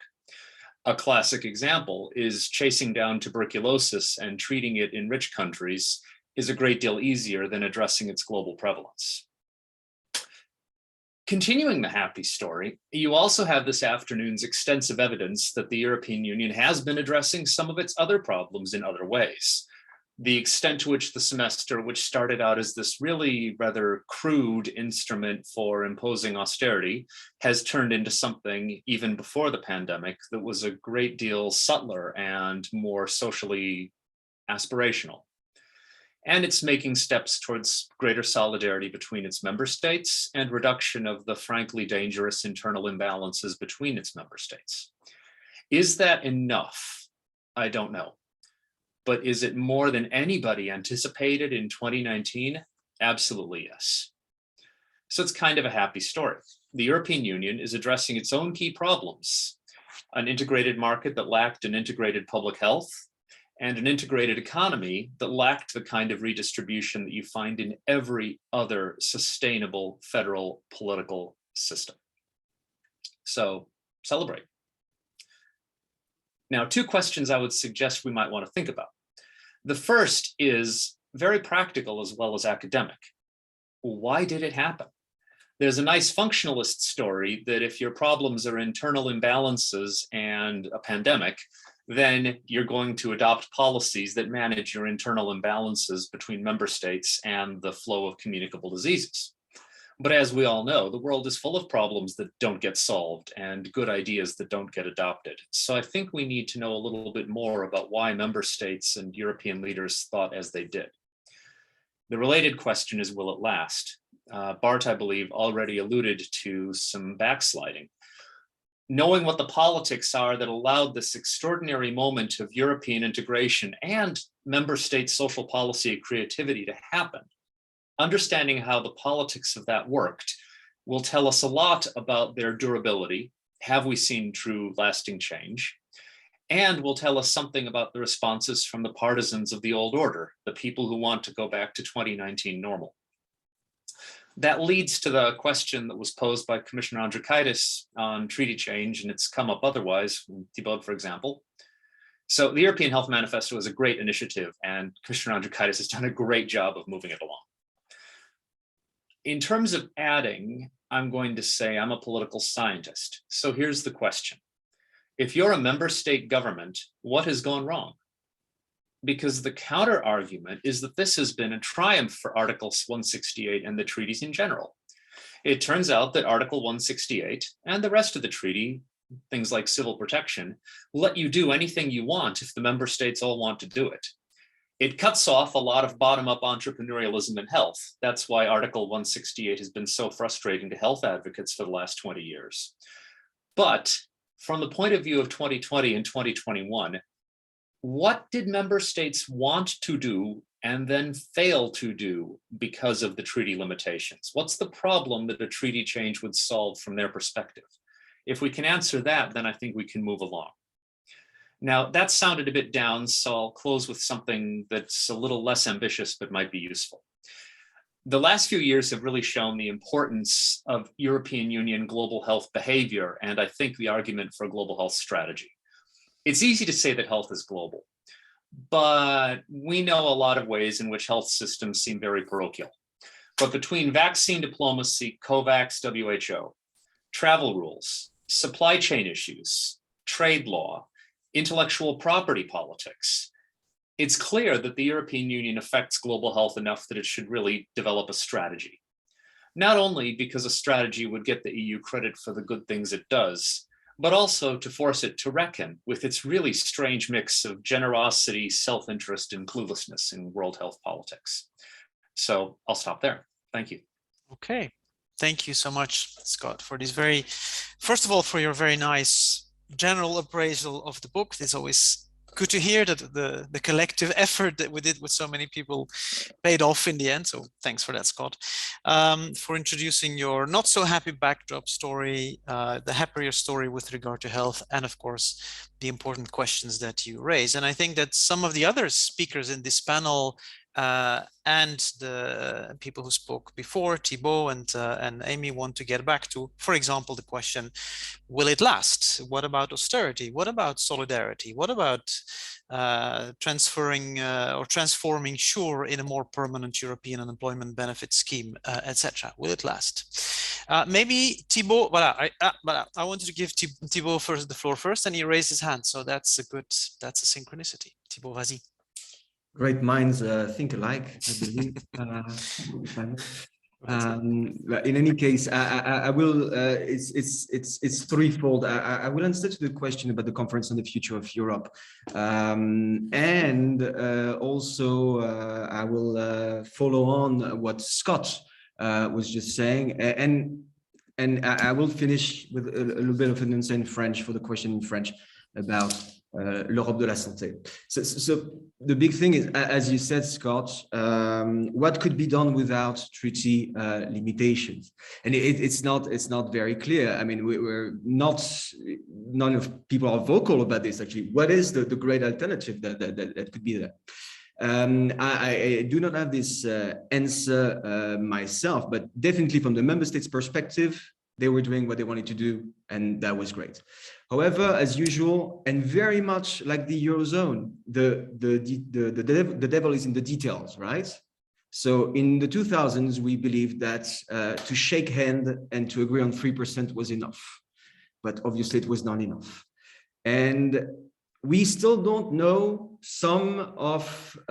we are still not out of this, right?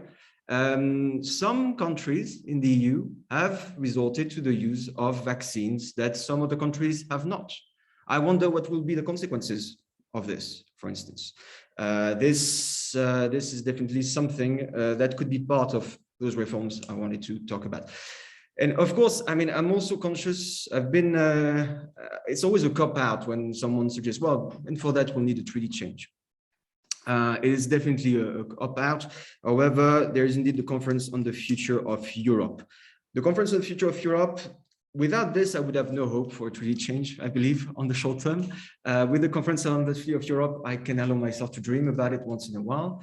The problem is, like any citizen-based actually proposition, I'm hoping that there are enough lawyers to actually decipher what is going on, first of all, at the legal basis, and then to try to install the fact that, as you said, Scott, it is about public health, not about healthcare as such. It is not about getting down the rabbit hole of national healthcare. It is about something slightly different, and decisions that are not required to be stringent and taken all the time, by the way. It's very much relying on the crisis situation. So I'm going to let know the interpreters. I'm going to switch to French then. Et donc, du coup, pour répondre à votre question, Agnès Chapelle, eh bien, l'histoire de l'Europe de la santé, comment assurer que l'Europe de la santé fasse tout ce dont vous parlez, eh bien, finalement, l'Europe de la santé fait déjà en partie ce que vous mentionnez. La prévention et la promotion de la santé, c'est quelque chose qui est fait. Je pense notamment à la résistance antimicrobienne. Tous les ans, par exemple, le CDC en fait fait une campagne assez pointue sur la question, qui est en plus dirigée vers les professionnels, qui est vraiment pas mal. La littératie en santé, la même chose. En fait, c'est pas des choses qui sont hyper partagées, hélas. C'est toujours un problème de déficit des moyens de communication de la Commission, qui d'ailleurs n'est pas vraiment entre les mains de la Commission en soi. Health in all policies, c'est quelque chose qui justement a été très creusé durant les dernières années. Il y a d'excellentes publications sur ce sujet, et il y a eu un rapport très récemment en fait commandé par la Commission, dont l'un des co-auteurs est Paul Kearney. Et donc je vous invite à aller voir ça, parce que Health in all policies, justement, il y a une approche quand même qui commence à être relativement critique à ce sujet. et sur le fait que quand on met health in all policies, on a tendance aussi à diluer health. Donc, il faut garder les deux, health in all policies, mais aussi garder un pôle health. Voilà. Et on en revient, je finis avec ça, s'assurer que ce soit le cas dans tous les États membres, oui, ce serait fantastique. On en reste à ces problèmes de subsidiarité, à ces problèmes de moyens et à ces problèmes de ne pas rentrer trop non plus dans le rabbit hole des systèmes de santé nationaux. Voilà. D'accord. Grand merci, Thibaut. There were two questions, Maria Teresa, which I think were addressed to you, namely, how does the RRF, the Recovery and Resilience Facility, contribute to implementing the European Pillar of Social Rights? That was also one of the questions that was raised this morning by Frédéric, or it could be part of that. Will it last? Scott's very general but important questions about, you know, what of this is going to remain. And then there was, of course, Béa Cantillon's appeal not only to the national but also to the EU level to not forget about the bottom of society. And then after that, I will ask Amy to step back in. Maria Teresa, please. Thank you. So concerning the plans, the recovery and resilience plans, as you know, 22 of them have already been endorsed by the Council and are being implemented. We have published mid-December the scoreboard, and I have introduced in the chat for you, all of you, the website, the link to the website, where we have done an exercise to compile, in taking into consideration the 6 pillars of the Recovery and Resilience Facility, to compile the relevant investments and reforms in the different plans, so you can visually see how the member states have contributed to these pillars. And some of these pillars, as you know, cover precisely key elements of the European Pillar of Social Rights. So you can look at it and you see there is a lot on social territorial cohesion, on sustainable inclusive growth, on health, economic, social, and institutional resilience, on policies for the next generation. So there is a lot you will see. In addition, we will be publishing soon during this year also the estimates following on social expenditure according to the methodology that has been agreed. Also, in this website, you will find some thematic analysis fiches.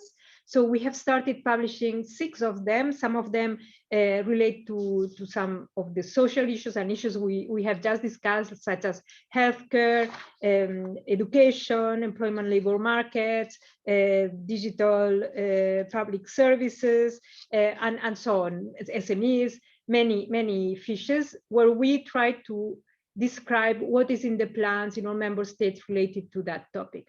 And overall, we can say we have an estimate around 30% of the expenditure in this 22 recovery and resilience plan adopted goes to social areas. So you see there is a big bulk, despite the fact that there was no specific target for social.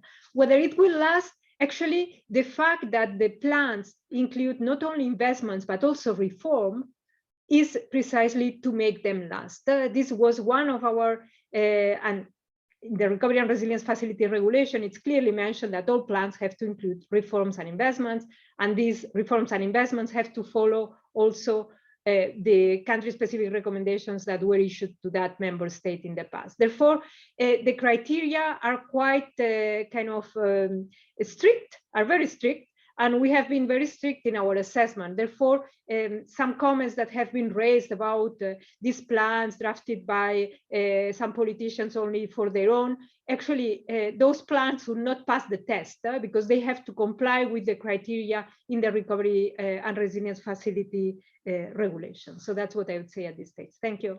Mm-hmm.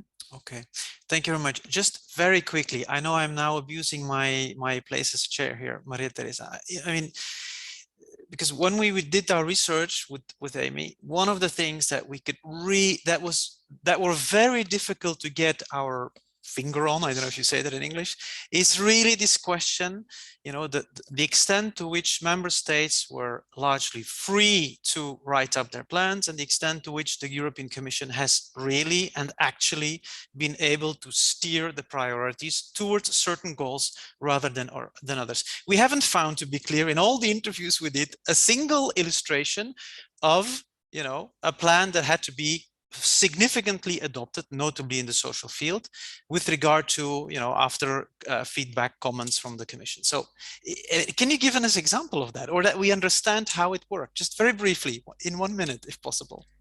Yes, thank you. No, well, the Commission is not alone here, because we follow the guidance adopted by the European Parliament and the Council. It's the regulation itself that sets up the criteria that we have followed when discussing with the member states. Therefore, for instance, as I highlighted, well, in the green field, we have this target, also in the digital, but for the social, we have specific mention of the European pillar of social rights. We have a specific mention of all the plans should be kind of take into consideration the gender balance issues, so equal opportunities for all, for the young people. So we have followed all these criteria and the specific country-specific recommendations that were before. So when we were discussing with the member states, we had the regulation in front of us and we were telling them, okay, so what can you bring in the plan to comply with these requirements? And if they were bringing something that was not in line with the requirements, of course, we were telling them this will not pass the test. So this was the approach, but it was a real dialogue, and the plans belong to the member states. That's why also we requested many times the member states to have broad public consultations and to consult all relevant stakeholders. And it's true also that now for the implementation, given the fact that we have milestones and targets, reforms and investments clearly described in the Council implementing decision, we are insisting on the need to continue this broad process of consultation. And sometimes, many times, it's even entering in the requirements in the description of these milestones and targets for the member states to do that if they want to get a disbursement. Thank you. Thank you very much, Maria Teresa. And Amy, I see already our follow-up research taking shape here. Amy, would you like to come in? Thank you very much. I really appreciated Maria Teresa also speaking to these very detailed points on the country-specific recommendations. And in my short presentation, I wasn't able to provide this kind of detail to the audience. And so we are in line with the same logic, right? So these country-specific recommendations were from prior to the pandemic. And of course, those had that consultation that was formal in the European semester. The criticism that some of the social stakeholders expressed was that obviously the whole COVID pandemic changed the landscape dramatically. So one could argue some of these underlying problems were still there, but maybe not the most salient given the challenges. And they felt they wanted to have been consulted in that process of making sure that the right priorities were taken in that process. So I appreciate that as sort of a response from the Commission with light to the institutional structures and the rules, but from a social partner concern, that was not sufficient. What we have found very interesting as scholars is the fact that the European semester eventually did get reintroduced, because as they were trying to work out a system, it wasn't obvious that the European semester would be chosen. But then as the mechanics of the Commission and the Council and the Member States worked their way through, they realized we had already done this, and then it got reintroduced. And just the consultation was what needs to be done properly, I think, in this next stage, but we're now less in a rush than before. So appreciate that also. I think coming back to Scott Greer's point, I'd like to kind of take up the glove that he's thrown to all of us to speak to this matter of continuity, change, and how do we know this new level of integration may stick. And I appreciate in particular Scott's invitation to think about these functional pressures that we've already seen in the history of the European integration. And as our colleagues from previous talks have already highlighted, we're never free of our history and the path that has been taken. And my response to Scott would be that I think we see now indeed functional pressures, and that what would be a challenge is to make that link. So my thinking of when does a functional pressure hit its natural point of opposition, for example, from member states, is when member state governments are insufficiently able to capitalize on the opportunity that Europe will bring. So one of the research that was done by a team of researchers recently was to show that, in fact, member state citizens think that health is something that the EU should be much more firmly involved in. And this was not only from the pandemic, it was even research suggesting it slightly prior to the pandemic. So there are some areas in which citizens would like the EU to deliver a bit more. At the same time, if we think about the federal state, a lot of the federal states are actively maintaining health at a lower level, because also regional offices want to show to their citizens that they deliver something. And social policy and health is often amongst those most sexy topics where you can see that you are given something that benefits you right away. So I think what we could hopefully see is that in the astute reality of trying to move some of this at the EU level, that this user component is also kept into consideration. Not only the high technical things, like we managed to get vaccines for a good price, but also what does the citizen see from Europe? Thank you. Thank you very much, Amy. We talked quite a bit, several authors refer to stakeholder involvement. This makes me think that it would be good that Marco jumps in with his final statement. Because you may not entirely agree with what the representative of the European Commission has said, but I may be wrong. Marco.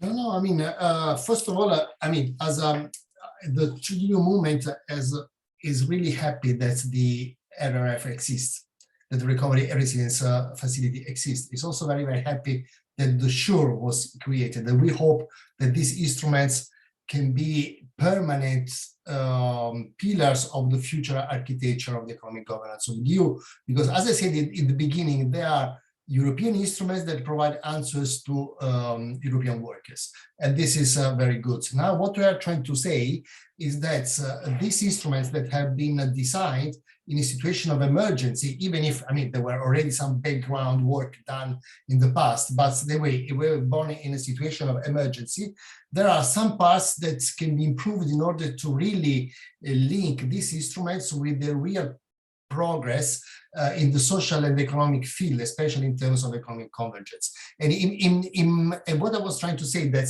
it's not enough to consult certain stakeholders like the social partners. I give you the example of Spain.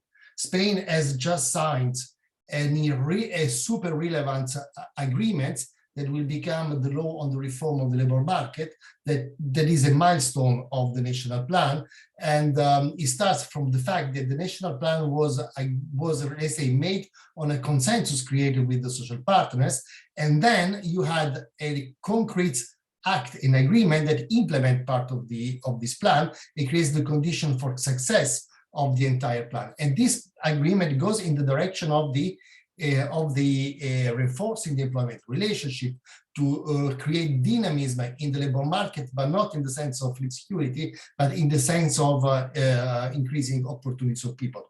We don't go in the details, but in this regard, this mechanism works. But it worked also in the past, because the reform of 2012 in Spain was also the result of a European process, but that was totally, let's say, in opposition to the workers' interest. Because, you know, there was a labor reform in Spain in 2010, agreed with the social partners, and then the Commission suddenly asked to repeat the reform to go in the direction of the semester. And because there was the bailout agreement at stake, it works. So let's say when you have political agreements, when you have money, when you have resources, the process works in terms of coordination and concrete impact.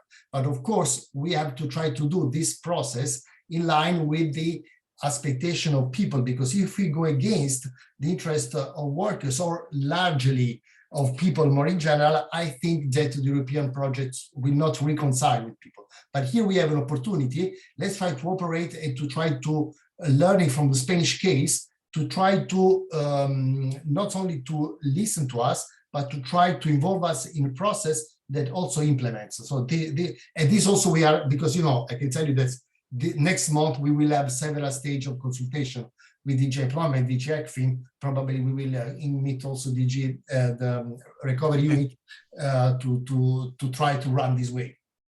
Okay, thank you very much, Marco.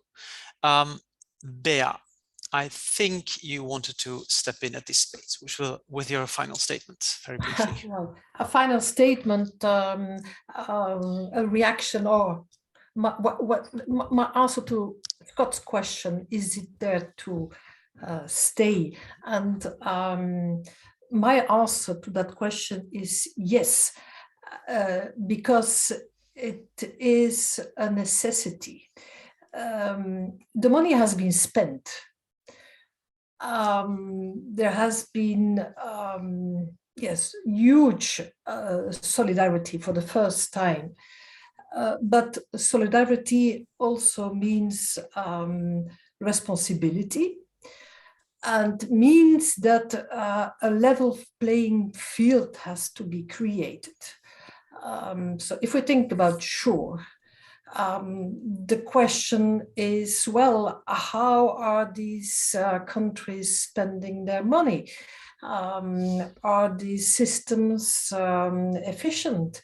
I take another example, ESF Plus, and this is not related to COVID. This was already before COVID becoming an increasingly more important part of the implementation of the European Pillar of Social Rights.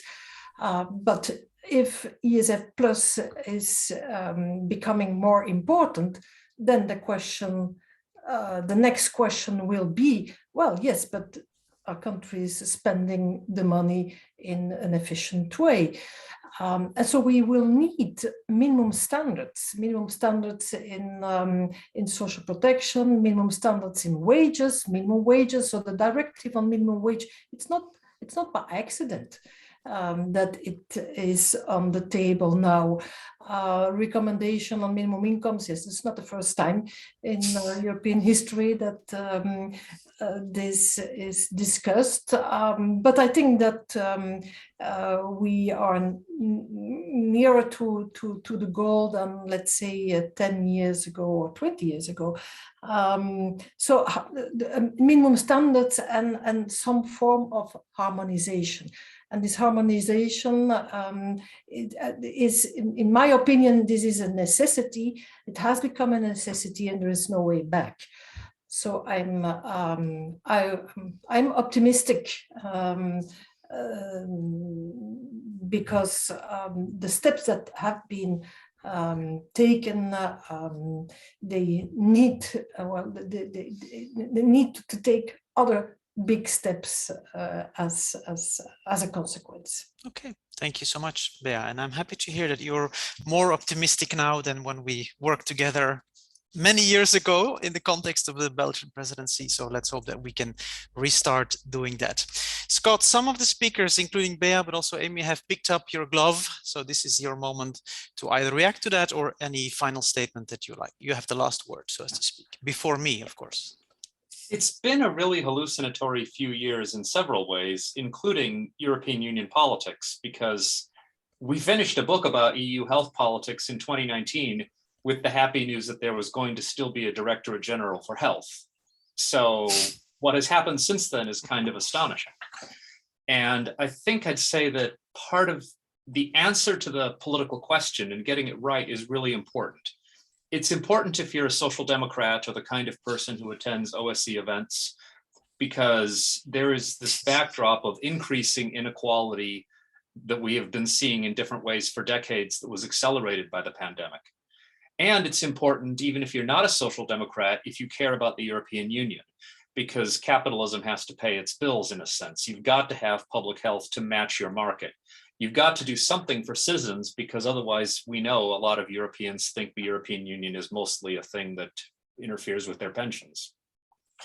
So I think it's really important, regardless of whether your lodestar, your goal is European integration or doing something at any level to address the problems that the pandemic has made so clear and often made worse. In terms of timing, I think we want to watch two things. One is we just entered a new MFF, the long European budget cycle. The debates about the next one are going to be really important, and they will happen when there's a lot of political desire to forget COVID ever happened. So watch the preparations and the thinking and the new post-COVID justifications for policies. The other is, as always, the way you strike a really remarkable coup in the European Union is through something to do with finance, inflation, or saying that all the temporary COVID programs were a state of exception and they should end. So also watch the finance sector to find out what the next potential ambush might be. But in the meantime, enjoy it. This is great. Okay, thanks so much, Scott, for these nicely optimistic last words. Now, the truth is, of course, is that it's 4:29 that I said we would end the conference at 4:30, and I was supposed to now present the conclusions of the book, which I won't. Voilà, that's the thing. So we wrote the conclusions. ETUI has offered us, as they did last year, to make a podcast based on the conclusions of the book. So I hereby invite all of you, as Amy just did with regard to a seminar that we are co-organizing for the Journal of Common Market Studies, this special issue that Amy produced. I'm hereby inviting you already to the podcast that we will produce with ETUI based on the conclusions of the book, and which will talk about many of the issues that we talk about today. The paradigm shifts that are happening out there in terms of economic policy, in terms of health policy, the winners and losers of COVID-19 at the institutional level, EU, national level, social groups, as we discussed today, disrupted EU social policy making in 2020, because let's not forget that's also part of what this book is about. And then to end with the positive note of Scott, the re-emerging social policy ambitions in 21 and 2022, even though of course they indeed leave many questions unresolved, as Philippe Pochet said in his introduction. Is there a scope, and I wish at some other point, Maria Teresa, we can continue the discussion, is there a scope for a social imbalances procedure to which Francesco Corti referred to this morning, and which is now actually on the table of the EBSCO Council and the EBSCO committees, which again is one of these examples which was a year ago, 2 years ago, it would have been unthinkable to even table it, and now it's being discussed.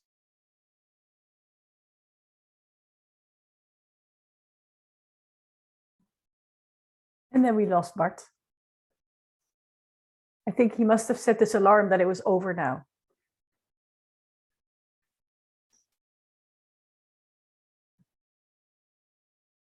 It's a pity. His freeze frame looks so enthusiastic. Is a nice speech shot.